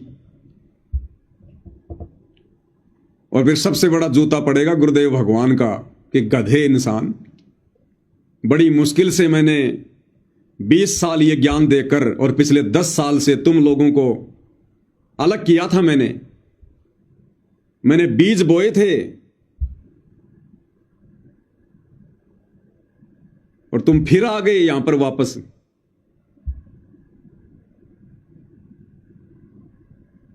फिर क्या जवाब दोगे भाई? तो भाई और बहनों, दास का तो यही मत है कि जब तक गुरुदेव भगवान इस परीक्षा को नहीं समेटेंगे, अपनी लीला को पूरी तरह से नहीं समेटेंगे, और जिस दिन ये परीक्षा समाप्त होगी, और ये समाप्त कब होगी? जिस दिन गुरुदेव बाइज्जत परमानेंट बाहर आएंगे। और जिस दिन गुरुदेव बाइज्जत परमानेंट बाहर आएंगे, उस दिन भाई और बहनों संगत में ये नौबत ही नहीं रहेगी कौन सही कौन गलत। ये दूध का दूध और पानी का पानी परमात्मा अपने परमानेंट बाहर आने से पहले ही कर देंगे। जो भक्ति करने वाले होंगे वो सीधे हो जाएंगे, चाहे वो गुरु जी का परिवार हो, चाहे कोऑर्डिनेटर हो, चाहे कोई जी हो। अगर भक्ति नहीं करना चाहेंगे, बकवाद ही करेंगे, तो ऐसे जाएंगे जैसे गधे के सिर से सींग जाते हैं। और अगर भक्ति करना चाहेंगे तो ये लोग अपनी तमाम गलतियों को मानते हुए और ये सरेंडर हो जाएंगे, सरेंडर कि हां, अगर गुरु को प्रसन्न करना है, परमात्मा प्राप्ति करनी है, मोक्ष करवाना है, तो हमने सत्सेवकों की तरह भक्ति करनी पड़ेगी। सत्सेवकों के साथ मिलकर भक्ति मार्ग पर चलना पड़ेगा। तो उस समय भाई और बहनों ये नौबती नहीं रहेगी। फिर चाहे गुरुजी इन आश्रमों में आओ, चाहे गुरुजी जगन्नाथ के मंदिर में जाओ, वहां फिर सभी जाएंगे परमात्मा के बच्चे। उस समय सभी लोग इसी विधि से भक्ति कर रहे होंगे जैसे आज आप और हम कर रहे हैं, अपने घर पर परमेश्वर को विराजमान मानकर। कोई विरोधाभास नहीं होगा, कोई रोकने टोकने वाला नहीं होगा, कोई आश्रम वाला या कोई भी विशेष नहीं होगा, कोई कोऑर्डिनेटर नहीं होगा। उस समय केवल वही भगत होंगे जिनको परमात्मा चाहिए, जिनको भगवान चाहिए। और परमात्मा चाहने वाली आत्मा किसी की तरफ उंगली भी नहीं कर सकती, उंगली भी। उसको पता है कि भाई जो जैसा करेगा अपना पाएगा, हमने तो अपना मोक्ष करवाना है, भक्ति करनी है। और क्या गलत कर रहे हैं ये साथ संगत वाले? अरे यही तो है भक्ति जो हमने करनी चाहिए थी, लेकिन हम बकवाद करते रहे। तो उस समय ये झगड़ा, ये फसाद, ये मनमुटाव, ये विचारधारा अलग अलग रहेगी नहीं। सबका इष्ट एक ही होगा, सतगुरु रामपाल जी।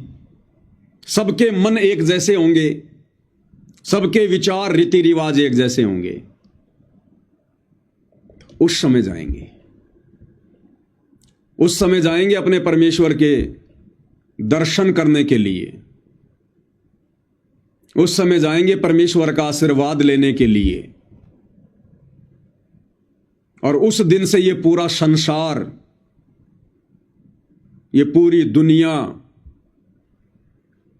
अपने परमेश्वर को, अपने भगवान को, सतगुरु रामपाल जी को विशेष सिंहासन पर विराजमान करके और परमेश्वर की 5 दीपक वाली आरती के साथ में आरती उतारी जाएगी। परमेश्वर रामपाल जी को परमेश्वर मानकर गीता अध्याय 3 श्लोक 13 के अनुसार उस जगह पर भोग लगाया जाएगा। सबकी आत्मा गदगद होगी, सबकी आंखों में आंसू होंगे, पानी बह रहा होगा, और परमेश्वर अति प्रसन्न होंगे, अति प्रसन्न कि आज काल पराजित हो गया। असल में आज काल पराजित हुआ है, आज काल हार गया। आज से पहले वो मुझे चिढ़ाया करता था कि मनवा ले भगवान अपने आप को, कागज को भगवान मनवा दूंगा लेकिन तेरे को भगवान नहीं मानने दूंगा, पत्थरों की आरती उतरवा दूंगा लेकिन तेरी आरती नहीं उतरने दूंगा। तो अब तक तो वो काल परमेश्वर को चिढ़ा रहा है और परमेश्वर उसकी सुन रहे हैं, चुप हैं संगत की नादानी के कारण। और जब वो समय आएगा, उस समय जब पूरी दुनिया इन्हें परमेश्वर मानकर इस विधि से इनकी पूजा करेगी, जैसे आज सत्सेवक भाई बहन घर घर में कर रहे हैं, और 8 सितंबर को घर घर में पूजा होगी, उस दिन वो काल दूर खड़ा होकर आंखों से आंसू बहाएगा। और उस दिन परमेश्वर प्रसन्न होंगे। परमेश्वर ये देख ले भाई, तू क्या कह रहा था और क्या हो गया, अब बोल। तो वो दिन भाई और बहनों हम सत्सेवकों का और हमारे सच्चे परमेश्वर रामपाल जी का सच्चा मिलन होगा, सच्चा मिलन।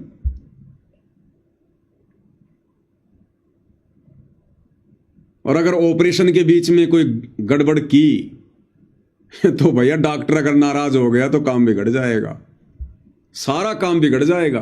देख लो, इस परीक्षा के समय में जितने लोग साथ संगति से जुड़े हुए थे और बीच में फिर अपने आप को डेढ़ शाणे समझकर या काल प्रेरित होकर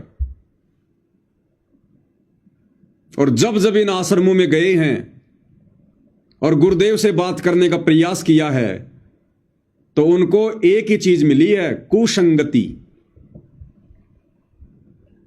कि जो तू कर रहा था वो छोड़ दे और जो ये आश्रमों में कर रहे हैं उसको अपना ले। और इसीलिए दास बार बार कह रहा है कि इस परीक्षा के समय में गुरुदेव भगवान से मिलने का प्रयास करना ये किसी महामूर्खता से कम काम नहीं है। भगत की सबसे बड़ी मूर्खता होगी इस परीक्षा के समय में गुरुदेव से मिलना। वैसे मिलना नहीं, अगर मौका लगे तो उनके दर्शन चाहे लाख बार करो, लेकिन सवाल जवाब करना कि क्या सही और क्या गलत है ये पूछना, क्या करूं क्या ना करूं ये पूछना सबसे बड़ी महामूर्खता। जिस प्रकार एक शुगर के पेशेंट के लिए मीठा खाना कितना खतरनाक है, वैसे ही इस परीक्षा के समय में अपने गुरुदेव भगवान से जाकर सलाह मशवरा करना, आज्ञा लेना, ये शुगर के मरीज के लिए मीठा खाने से भी घातक कार्य है। एक जवाब मिलेगा, जाकर नाम शुद्ध करवा ले और आश्रमों में आकर भक्ति कर, सेवा कर, फिर हो गई तुम्हारी भक्ति। ना जियोगे ना मरोगे, क्योंकि जो आत्मिक खुराक खाने की आदत तुम्हें साथ संगति में लग चुकी है, जिस प्रकार से आरती करने की आदत है, भोग लगाने की आदत है तुम्हें लग चुकी है, उसके बाद फिर वो सारी क्रिया तुमने छोड़नी पड़ेंगी। तो तुम ना जियोगे ना मरोगे, ना इधर के ना उधर के, धोबी के कुत्ते बन के रह जाओगे। क्योंकि आत्मा तो मानेगी नहीं बिना आरती उतारे, बिना भोग लगाए, बिना सदगुरु की महिमा किए। ये आत्मा की खुराक है। और परीक्षा के बीच में, ऑपरेशन के बीच में तुमने बकवाद कर दी तो गुरु क्या बोलेगा? आ भाई नाम शुद्ध करवा, और जैसा इन आश्रम में हो रहा है वही कर।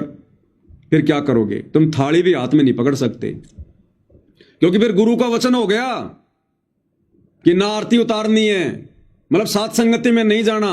अब साथ संगति में नहीं जाना तो साथ संगति वाली भक्ति क्रिया भी नहीं करनी, तुम थाली को हाथ भी नहीं लगा सकते। फिर तुम्हें प्रतिदिन वो पाप का अन्न खाना पड़ेगा गुरुदेव भगवान को भोग लगाए बिना।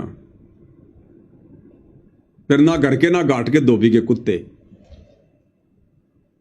तो भाई और बहनों, दास कल संध्या आरती कर रहा था तो मन में ऐसे विचार आए कि परमेश्वर, आप परीक्षा के लिए कुछ भी कर सकते हो, और यदि परमात्मा ऐसा हुआ तो दास क्या करे? क्योंकि सद्बुद्धि तो आप ही देने वाले हो परमात्मा, परीक्षा में पास तो आप ही करवाने वाले हो।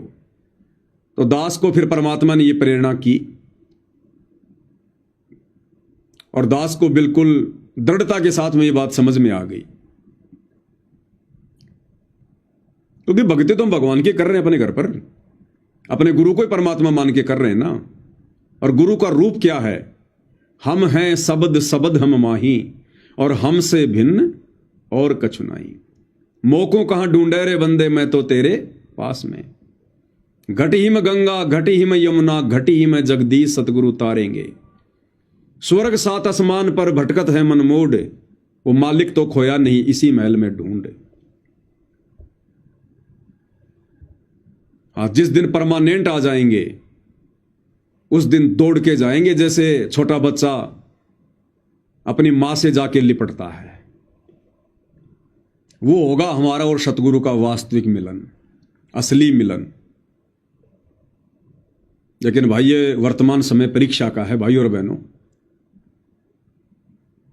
हमने किसी के व्यंग से नहीं डरना। लोग क्या कहेंगे, भगत भाई क्या कहेंगे? भगत भाई के पास है क्या कहने को जो भगत भाई कहेंगे? जो राजनेताओं की रैलियों में धक्के खा रहे हैं उनके कहने से हमें क्या फर्क पड़ता है?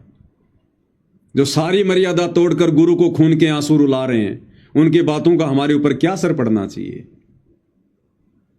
ये परीक्षा है भाइयों और बहनों, और इसीलिए परमात्मा ने हमें तैयार किया है। कल को जब सतगुरु परमानेंट सतलोक चले जाएंगे, तब कहां जाकर भक्ति करोगे? तब किस विधि से भक्ति करोगे? तब भी तो आपने इसी प्रकार से घर बैठ के भक्ति करनी पड़ेगी। अपने गुरु को शब्द रूप में मानकर भक्ति करनी पड़ेगी, इतना विश्वास करके भक्ति करनी पड़ेगी। तो दास का केवल आप सभी भाई बहनों के सामने ये जो विचार थे, ये रखने की परमात्मा ने प्रेरणा की, दास ने रख दिए, क्योंकि ये बहुत दयालु परमात्मा है। यदि दास आप भाई बहनों को इस प्रकार से खुलकर ये बातें ना बताए और अचानक से यदि कल को गुरुदेव भगवान आ गए, तो ना जाने कितनी आत्माएं फिर से उसी गंदगी में वापस सम जाएंगी, वही कर्म वापस से करने लग जाएंगी और उन आश्रमों में जाके बैठ जाएंगी। इसलिए दास को परमात्मा ने प्रेरणा की। दास ने अपने विचार गुरुदेव के ज्ञान आधार से जो मुझे उचित लगे, जिस प्रकार से मैं रिएक्ट करूंगा, उस हिसाब से दास ने आपके सामने रखे हैं। किसी पे कोई प्रेशर नहीं है, कोई दबाव नहीं है। कल को यदि आप किसी कारण से आप चले भी जाते हैं, तो हमारी नजरों में आप हमारे कोई शत्रु नहीं होंगे, हमारे कोई दुश्मन नहीं होंगे। जाओगे तो परमात्मा के दर्शनों के लिए, मन में तो यही भाव लेकर जाओगे, लेकिन आओगे खाली झोली, फिर वो आपने देखना। फिर बाकी हमारे लिए मन में कोई विक्षेप नहीं होगा। कबीर खड़ा बाजार में मांगे सबकी खैर, ना कहूं से दोस्ती ना कहूं से बैर। किसी के विचारों के ऊपर कंट्रोल नहीं किया जा सकता है। ये तो परीक्षा के समय में अपने अपने बुद्धि विवेक का इस्तेमाल सबने स्वयं ही करना पड़ता है। और कितना समझाया हमें गुरुदेव भगवान ने, क्योंकि यदि ऐसा हुआ गुरुदेव भगवान पैरोल पर आए, तो ये हम सत्सेवकों की अग्नि परीक्षा होगी। सिर्फ हम सत्सेवकों की, जिनको परमेश्वर ने चुन लिया है, जो चुनिंदा आत्मा है, जो कल की सेना है, ये उनकी अग्नि परीक्षा होगी। यानी आज भी हम इतना ज्ञान लेने के बाद भावनाओं में बह रहे हैं, या कुछ हमारे अंदर दृढ़ता भी आई है, क्योंकि विशेष संदेशों में गुरुदेव भगवान ने हमें यही तो दृढ़ता प्रदान की है। हमें ऐसी ऐसी बातें बताकर, ऐसे ऐसे उदाहरण देकर परमात्मा ने हमारे विश्वास को तो ही मजबूत किया है। इस संदेश में गुरुदेव भगवान ने किस प्रकार से हमें आदेशित किया है, निर्देशित किया है, किस प्रकार से हमारे विश्वास को बढ़ाया है कि वह शब्द स्वरूपी परमात्मा पूज्य गुरुदेव भगवान सतगुरु रामपाल जी, बरवाला कांड के बाद हम सत्सेवक भाई बहनों ने जिस प्रकार से शास्त्र अनुकूल शत भक्ति करने का निर्णय लिया है घर बैठकर गुरुदेव की गैर हाजिरी में, वो कितना सही है और किस कदर परमेश्वर आप और हमारे साथ में रहे हैं। तो क्या आगे नहीं रहेंगे? और क्या कहा परमेश्वर ने विशेष संदेश नंबर 7 में, विशेष संदेश नंबर 7 18 मिनट से शुरू। इसमें परमेश्वर कह रहे हैं कि विश्वास करो, दास आपके साथ रहेगा। 8 साल से कुछ नहीं हुआ, आगे भी बहुत अच्छा होगा। अभी विशेष संदेश विशेष आत्माओं के लिए आए हैं, इन आश्रम वालों के लिए नहीं आए। ये तो एक भी संदेश को ढंग से नहीं समझ पाए, एक भी संदेश को। जब ये गुरु को नहीं समझ पाए अभी तक कि गुरु कौन है, और उस दाढ़ी मूंछ वाली कबीर की नकली फोटो को परमात्मा मान के पूज रहे हैं, तो जो लोग अपने गुरु को अच्छे से नहीं समझ पाए, वो गुरु के संदेशों को कहां से समझेंगे? तो ये विशेष संदेश परमेश्वर ने अपनी विशेष सत्सेवक आत्माओं के लिए भेजे थे, और हमारे लिए कह रहे हैं परमात्मा इस विशेष संदेश नंबर 7 में कि विश्वास करना, दास तुम्हारे साथ में है। 8 साल से कुछ नहीं हुआ, आगे भी कुछ नहीं होगा, और तुम्हारे साथ जो होगा बहुत अच्छा होगा। क्या कह रहे हैं परमात्मा? एक एक शब्द को ध्यान से सुनना, 4 मिनट का सत्संग है। परमात्मा कहते हैं जो 98 सच्चा मान रहे तुम 600 साल पहले कहा करते, और आज से 20 साल पहले 30 साल पहले वो तो यही हालत थी, कोई भी मानने वाला नहीं था, दास के साथ कोई सहयोग नहीं कर रहा था। लेकिन मालिक का वचन है, गुरुदेव का आशीर्वाद फला, कहा था तेरे बराबर विश्व में कोई संत नहीं होगा। उस समय की ये बात ऐसी लगी थी जैसे अपने बच्चे को सभी सराहा कर, लेकिन साधु बोलने साध सुबह, साधु का बोलना मिथ्या नहीं जा, आगे वो सत्य होगा।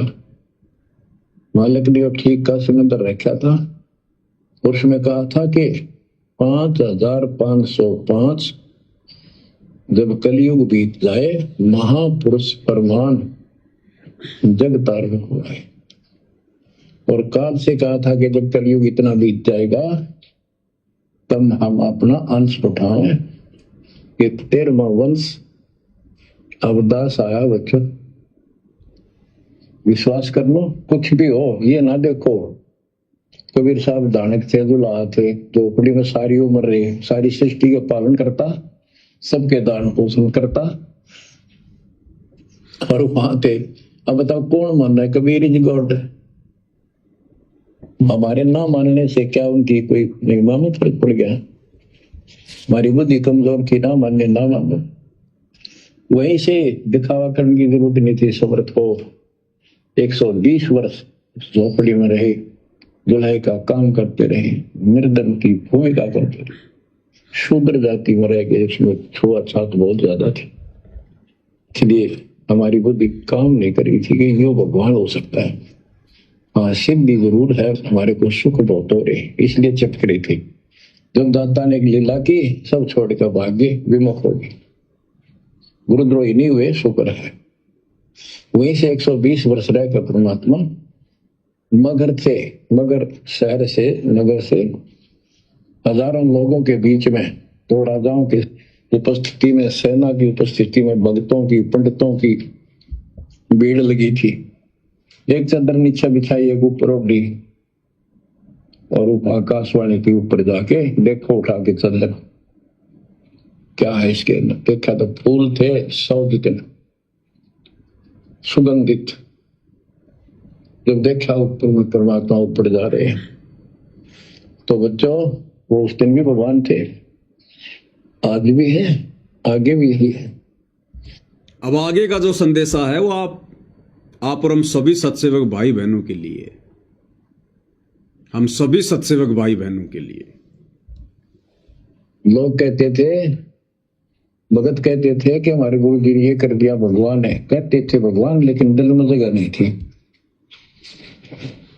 दूसरे जगत के लोग कह देते थे शायद भगवान है, ये तो शूद्र है, अनपढ़ है, वेद ग्रंथ भी ना जानता, वेद के शास्त्रों के बारे में कुछ ज्ञान नहीं इसको, ऐसा ही भगवान है। इसे निर्धनता में क्यों टाइम पास कर रहे हैं, अपना महल 1 सेकंड में बना सकता, भगवान तो धन भर दे।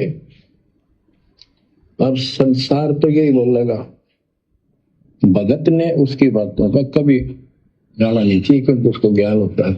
अब सुनो, इसी प्रकार आज कोई भी कुछ कहे आपको, आप कहते हो ये लग रहा है गुरु जी हमारे ऐसे, इन चीजों को फर्क नहीं पड़ता। अगर समय का इंतजार करो, अभी तो गेम जारी है, हार जीत तो पता। क्या कह रहे हैं गुरुदेव? समय का इंतजार करो, अभी तो गेम जारी है, हार जीत का निर्णय तो बाद में होगा। एक बार फिर से सुन लो भाई और बहनों।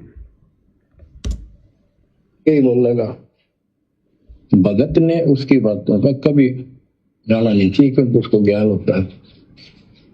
इसी प्रकार आज कोई भी कुछ कहे आपको, आप कहते हो ये लग रहा है गुरु जी हमारे ऐसे ऐसे, इन चीजों का कोई फर्क नहीं पड़ता। अगर समय का इंतजार करो, अभी तो गेम जारी है, हार जीत तो पाछा होगी, आप विश्वास रखो। अभी तो गेम जारी है, अभी तो गेम जारी है, हार जीत का फैसला तो बाद में होगा। अभी जो गुरुदेव भगवान पैरोल पर आ रहे हैं ना, अभी तो गेम जारी है, अभी परीक्षा कंप्लीट नहीं है, अभी परीक्षा कंप्लीट नहीं है।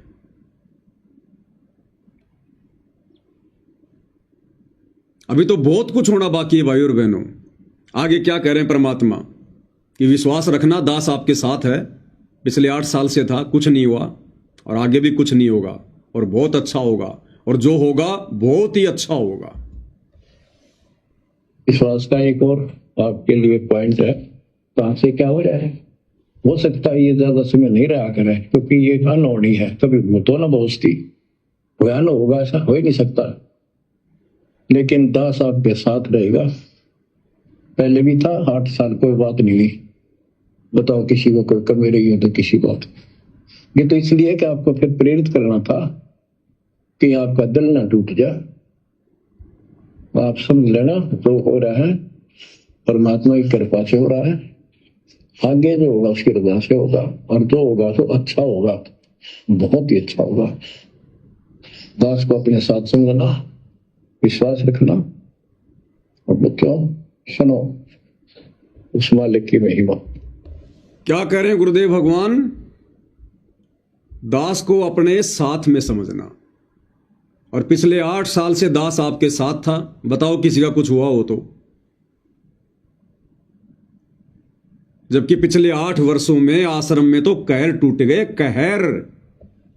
पिछले 8 वर्षों में कोरोना आया और हजारों भक्तों की अकाल मृत्यु हुई। कितने लोग इन आश्रमों में आते जाते समय मरे, कितने लोग इन आश्रमों के निर्माण कार्य के समय सेवा करते करते मरे। टैंक में जहरीली गैस से मर रहे भगत, आश्रम में सेवा करते करते। ट्रैक्टर की ट्रॉली के नीचे दब के भगत मर रहे हैं सेवा करते करते। तो किसके लिए कह रहे हैं परमात्मा कि पिछले 8 साल से दास तुम्हारे साथ था, बताओ किसी के साथ कुछ हुआ हो तो। सत्सेवकों का बता दो अगर एक का भी नाखून उतरा हो तो। ये हम सत्सेवकों के लिए कह रहे हैं परमात्मा, इन आश्रम वालों के लिए नहीं कह रहे कि दास तुम्हारे साथ था 8 वर्षों से। अरे भगवान जिसके साथ रहेगा उसको कभी दुर्बुद्धि आ सकती है क्या? भाई और बहनों, ये विशेष संदेश है, ये हमने इनका निष्कर्ष निकालना पड़ेगा। गुरुदेव कह रहे हैं कि पिछले 8 वर्षों से दास आपके साथ था,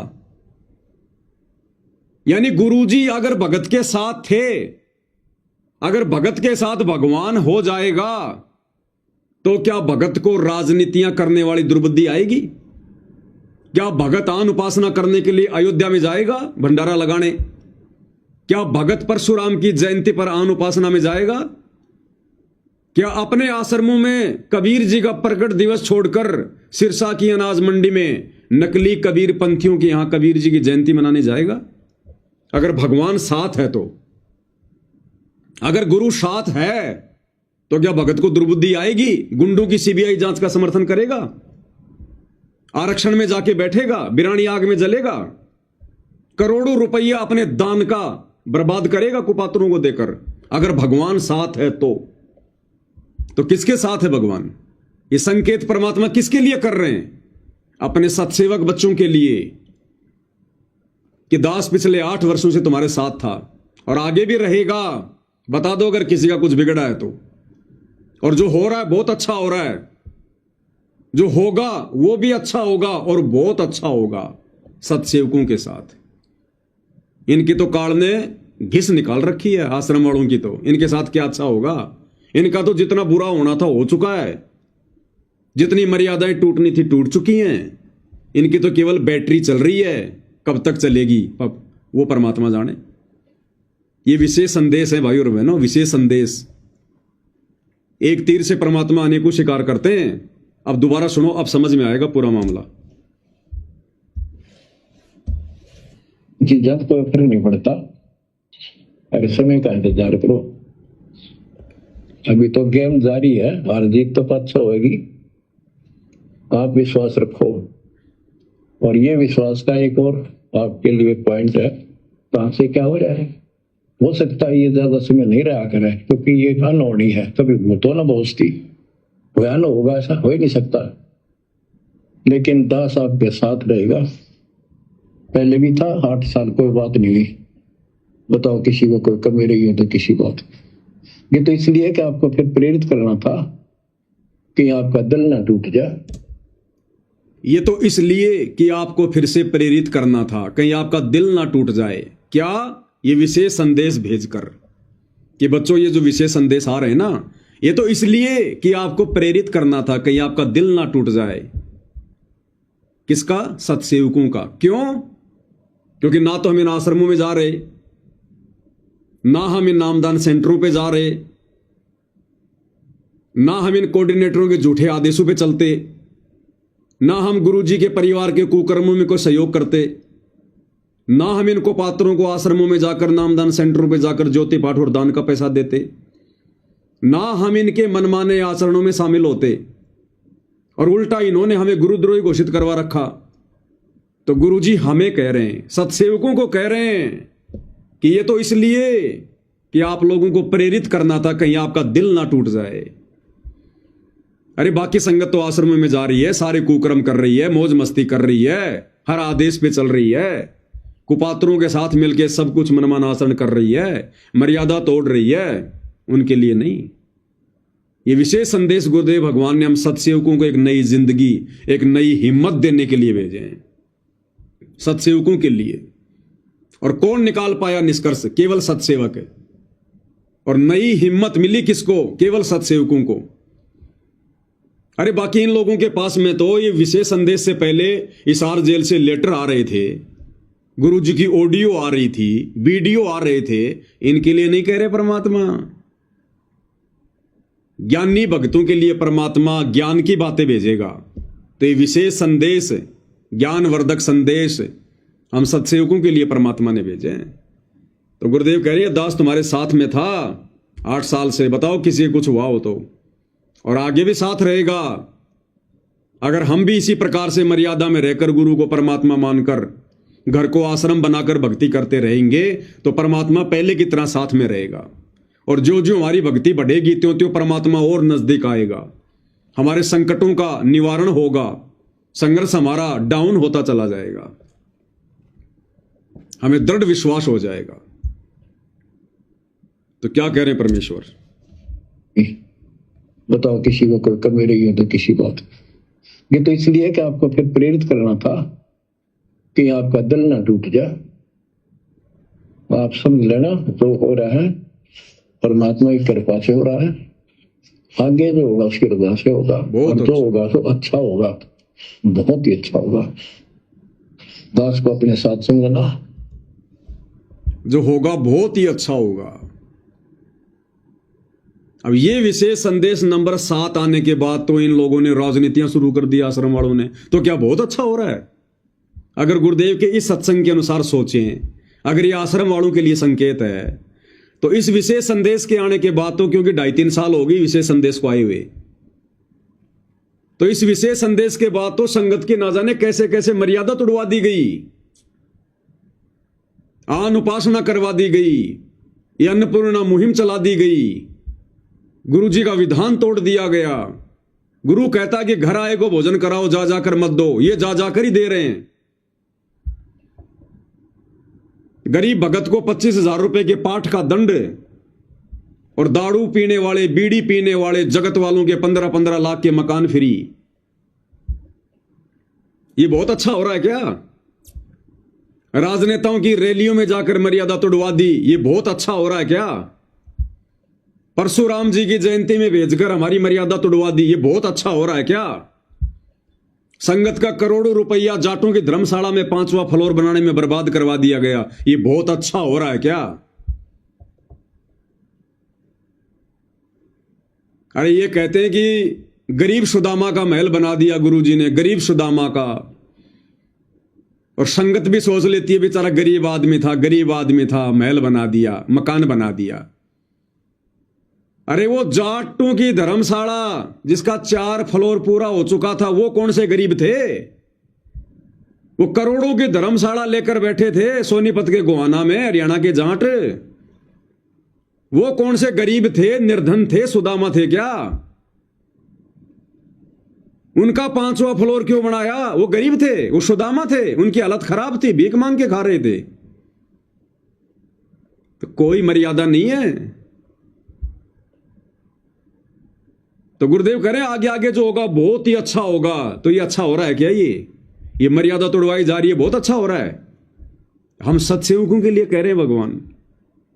ये विशेष संदेश आने के बाद हमने गुरुदेव भगवान की आरती उतारना शुरू की है, घर घर में बेड लगाने शुरू किए हैं, गुरुदेव की महिमा करनी शुरू की है, घर घर में महिमा की पुस्तकें पहुंच गई, घर घर में आरती की थालियां पहुंच गई।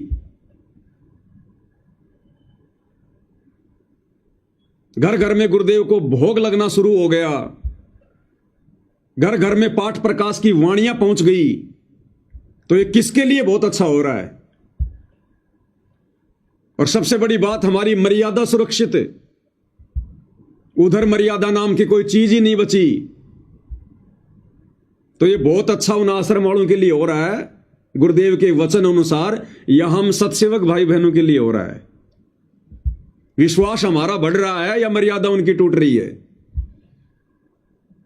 गुरु हमारे नजदीक है या उनसे दूर है? तो यहां पर हमारे लिए बहुत अच्छा हो रहा है। तो क्या गुरुदेव भगवान के विशेष आशीर्वाद के बिना, उनके विशेष रजा के बिना, उनकी उस मेहर के बिना, जिस मेहर को प्राप्त करना संसार में सबसे कठिन कार्य है, क्योंकि मेहर प्राप्त होती है गुरु को प्रसन्न करने से, मर्यादित भक्ति करने से। तो क्या गुरुदेव भगवान के विशेष आशीर्वाद और विशेष मेहर के बिना इन आश्रम वालों से 100 कोस दूर बैठकर हम घर बैठकर इस प्रकार से दृढ़ होकर भक्ति कर सकते हैं? गुरु को परमात्मा मानकर भक्ति कर सकते हैं अगर उनकी मेहर ना हो तो? इसलिए कल को यदि गुरुजी पैरोल पर आ गए इस परीक्षा के समय में, और यदि किसी ने वहां जाने की नादानी कर दी, तो वो मेहर समाप्त हो जाएगी। गुरु कहेगा बेटा मैंने मेहर करने में कौन सी कमी छोड़ी थी जो तू और मेरी मेहर लेने आ गया?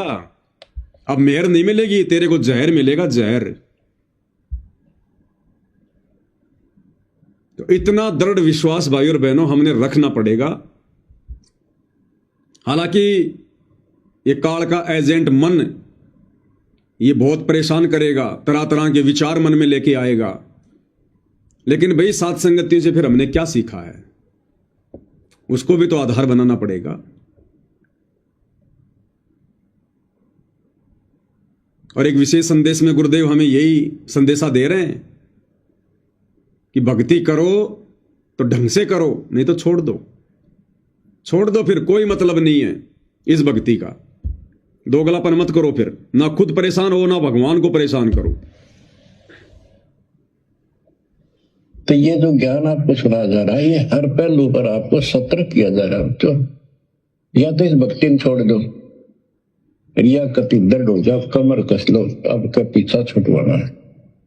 ये लल्लो पत्तो बहुत होली, केवल हम सुख मांगते हैं, धन मांगते हैं, बेटा ना तो बेटा मांगते हैं और धन संपत्ति मांगते हैं।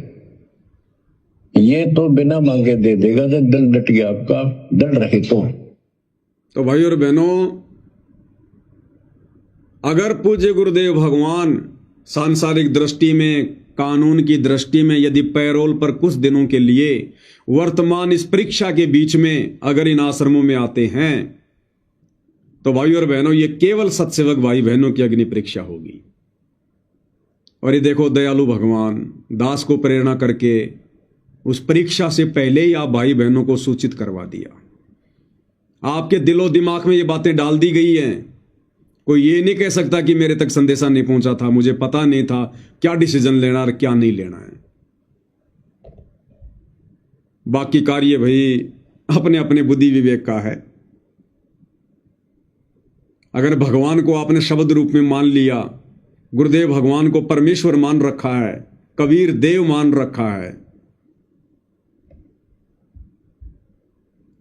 तो फिर कबीर देव भाई और बहनों संतों के पास रहता है। वो कबीर देव कोई जानवर नहीं है फिर जो किसी ने आश्रम में बांध रखा होगा, मंदिर में बांध रखा होगा। कबीर साहब तो संतों के पास रहता है। कबीर साहब संत के साथ से उन आश्रमा में मंदिरा में बंद को नहीं रहा, वो पशु को ना किसी व्यक्ति विशेष ने बांध कर रख रखा मंदिर में या आश्रम में, वो संतों के साथ है। और ये भगवान ही ये काम कर सकता था, दुनिया के आपको सामने बताने लग रहा। तो भाई ये फिर भक्तों के ऊपर है, क्योंकि दास ने कोई प्रमाण दिखाने में कोई कमी नहीं छोड़ी है। गुरुदेव के आशीर्वाद से साथ संगति भगवान ने इसीलिए करवाई थी कि अगर हमें विश्वास है कि हम अपने घर पर वर्तमान में गुरुदेव की गैर हाजिरी में इस परीक्षा के समय में जो भक्ति क्रिया कर रहे हैं परमेश्वर को खुश करने के लिए, तो फिर ये हमारी अग्नि परीक्षा होगी कि तुमने वो बेड देखा देखी में लगाया है क्या, वो सुबह शाम की आरती देखा देखी में उतार रहा है क्या, हलवे राम का भोग देखा देखी में लगा रहा है क्या। जब तुझे यही विश्वास नहीं है कि मेरा गुरु तो आश्रमों में कैद है, मेरा गुरु मेरे घर पर नहीं है, अगर तुझे ये लग रहा है कि गुरु जी तो आश्रमों में है, गुरु मेरे घर पर नहीं है, गुरु मेरे साथ नहीं है, तो भाई और बहनों फिर अग्नि परीक्षा अपनी। साध संगति से जुड़े हुए भगत का और परमेश्वर रामपाल जी का असली मिलन उस दिन होगा जिस दिन परमेश्वर हिसार की छोटी जेल से और दुनिया की नजरों में बाइज्जत बरी होकर सह सम्मान, और जैसा कि दास ने पहले कह रखा कि ये बड़े बड़े नेता लोग अपने कंधों पर बैठा कर लाएंगे, नाक रगड़ रगड़ के लेके आएंगे। उस दिन भाई और बहनों ये कोई आश्रम कोई कुछ नहीं रहेगा, सब परमात्मा चाहने वाली आत्मा रहेंगी। जो बकवादी होंगे उससे पहले उनकी छटनी हो लेगी। फिर हमें कोई रोकने टोकने वाला नहीं होगा, चाहे आश्रम में आओ चाहे गुरु जी कहीं भी जाओ। फिर गुरु जी की उसी विधि से भक्ति होगी जिस विधि से आज हम अपने घर पर उनको परमेश्वर मानकर भक्ति कर रहे हैं। बाकी भाई अग्नि परीक्षा है, समझाना मेरा फर्ज था, मैंने समझा दिया। मेरा क्या डिसीजन है मैंने वो भी बता दिया। हाँ, यदि पूज्य गुरुदेव भगवान किसी भी माध्यम से यदि हम नीचों पर दया करते हैं और किसी विशेष प्रयोजन के लिए यदि गुरुदेव हमें आश्रम में बुलाना चाहेंगे, देखो इसमें बहुत सारी बातें हो जाएंगी। कई मूर्ख कहेंगे ये देखो जी अपने आप को क्या समझ रहे हैं, इतने बड़े समझ रहे हैं, ये गुरुजी बुलाएंगे इनको। अरे भैया हम तो नंगे पैरों दौड़ने को तैयार हैं, लेकिन ये विशेष परिस्थितियां हैं वर्तमान में। हमें पता इन चीजों की समझ हमें दे रखी है, गुरुदेव ने आप लोगों को नहीं है, ये आप लोगों को समझ नहीं है। तो यदि भाई और बहनों कुछ विशेष प्रयोजन के तहत यदि गुरुदेव भगवान स्वयं अपने मुख कमल से, क्योंकि आजकल तो सोशल मीडिया भाई और बहनों, आजकल तो सोशल मीडिया है, परमेश्वर लाइव आ जाएंगे, मोबाइल से लाइव आकर सूचना दे देंगे। और बहुत सारे माध्यम है, साधना टीवी पर सत्संग आता है, परमेश्वर की छोटी सी 5 मिनट की एक क्लिप चला दी जाएगी। यदि गुरुदेव भगवान हम नीचों पर दया करें, हमें यदि अपने दर्शन का सौभाग्य दें, मौका दें, तो हम अपने गुरुदेव भगवान के मुख कमल से जब तक नहीं सुन लेंगे इस परीक्षा के बीच में, ये वर्तमान समय की बात कर रहा हूं मैं, यदि पैरोल पर आते हैं तो परमेश्वर के मुख कमल से सुनकर ही और हर प्रकार से जांच के परख के कि कहीं ये कोई एआई का तो नहीं है सिस्टम, उसके बाद ही हम वहां जा सकते हैं। अन्यथा हम इन आश्रमों का मुंह भी नहीं देखेंगे, शक्ल भी नहीं देखेंगे, शक्ल भी, क्योंकि आश्रम काल के अड्डे हैं, भक्ति के अंदर नहीं है, ये काल के अड्डे हैं ये। हालांकि ऐसा मुश्किल है, ऐसा होगा नहीं भाई और बहनों, क्योंकि जबरदस्ती परमात्मा अपने बच्चों को आग में नहीं झोंकेगा। अगर खुद ही कोई आग में पड़ना चाहेगा वो बात अलग है। तो दास को परमात्मा ने कुछ प्रेरणाएं की थी, दास ने आपके सामने बता दी हैं। अगर ये किसी को काल प्रेरणा लगती है तो भाई मत मानना, मत स्वीकार करना। अपनी भक्ति करते रहो जैसा तुम्हें समझ में आ रहा है। और जिन भाइयों को लगता है कि बात तो बिल्कुल सही है, विचारणीय विषय है, तो भाई फिर अपना अपना डिसीजन आप लोगों ने, यदि परमेश्वर पैरोल पर आने की दया करते हैं तो इस अग्नि परीक्षा के समय में फिर अपना अपना डिसीजन स्वयं लेना है। मुझदास को फिर फोन भी करने की जरूरत नहीं है, और मैं तो फोन वैसे भी मैंने दोनों सिम निकाल के डाल रखी है। पिछले 1.5 महीने से आप लोगों ने देखा होगा मेरे फोन बिल्कुल बंद हैं। व्हाट्सएप भी मैं केवल समय समय पर देखता हूं यदि जरूरी है तो, अन्यथा मुझे पता है कि वर्तमान समय कितना कीमती है। इस समय सेवा से ज्यादा भक्ति, दिन में कम से कम 2 से 3 घंटे का सुमरण कम से कम हमारी प्राथमिकता हो जानी चाहिए। सत्सेवकों की प्राथमिकता 2 से 3 घंटा सुमरण कम से कम, और बाकी तो मर्यादा तोड़ने की हमने सोचनी भी नहीं है। फालतू के लोगों के साथ में उठना बैठना हंसी मजाक करना, ये तो अब शौपन में भी नहीं होना चाहिए। बाकी अपना सत्संग सुनना, अपनी मेहनत मजदूरी करना, उसमें भी परमात्मा को याद करना, सत्संग सुनते सुनते करना, या अपना मंत्र जाप करना, या वैसे कोई चिंतन मनन करना, और कम से कम 2 से 3 घंटे सुमरण परमात्मा का। और फिर समय मिले तो सतगुरु की महिमा, यानी सोने के अलावा हमारा जितना भी समय है वो परमेश्वर के इर्द गिर्द होना चाहिए। वर्तमान में हमने सतगुरु को 1 सेकंड के लिए भी अपने से दूर नहीं करना, 1 सेकंड के लिए भी।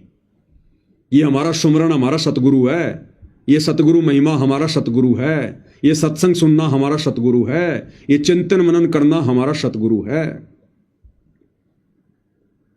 तो ये जो विकट समय चल रहा है वर्तमान में, काल का कहर जो टूट रहा है, जो टूटने वाला है देश दुनिया पर, जो युग परिवर्तन का समय है, हमने एक पल के लिए भी अपने सतगुरु को अपने से दूर नहीं करना, एक पल के लिए भी। यदि जरा भी बकवाद मन में आई तो बकवाद जहां आ गई वहां सतगुरु नहीं टिकता, वहां सतगुरु नहीं रहेगा फिर। इसलिए दास ज्यादा महत्व वर्तमान में विशेष तौर पर भक्ति को दे रहा है। इस भक्ति से ही हमारी बात बनेगी। आज जो हमारे को ये सद्बुद्धि भी आ रही है ना, इस धर्म संकट की स्थिति में जो ये निर्णय हम ले रहे हैं, ये भी भक्ति के कारण है। भक्ति के कारण सतगुरु उसी पे दया करता है जो भक्ति करता है, मर्यादित भक्ति। तो असली धन हमारा यही है भाई और बहनों। बाकी तो ये परमात्मा है, ये कोई आश्रमों में कैद नहीं रहता, मंदिरों में कैद नहीं रहता है। परमात्मा कहते हैं पहुंचूंगा क्षण एक में जन अपने के काज। तो हिसार जेल में रहते रहते भी तो परमात्मा पिछले 10 साल से हमारे साथ है। तो जेल से अगर आश्रम में आ जाएंगे तो हमारे साथ नहीं रहेंगे क्या? ये तो हमारे विश्वास की बात है। और जब परमानेंट आ जाएंगे तब हम परमानेंट चले जाएंगे, तब हम भी परमानेंट चले जाएंगे, दौड़ के चले जाएंगे। फिर जैसे भी आदेश होंगे मालिक के, जहां भी जाने के आदेश होंगे, फिर हम नहीं देखेंगे कि ये कौन सा आश्रम है, कौन सा क्या, कुछ नहीं। उस समय केवल हमें सतगुरु दिखाई देगा, सतगुरु। और उस समय फिर कोई रोक टोक, कोई बाधा नहीं होगी किसी प्रकार की। हमसे पहले लोग वहां पर आरती की थाली लेकर खड़े होंगे अपने सतगुरु की आरती उतारने के लिए, हमसे पहले।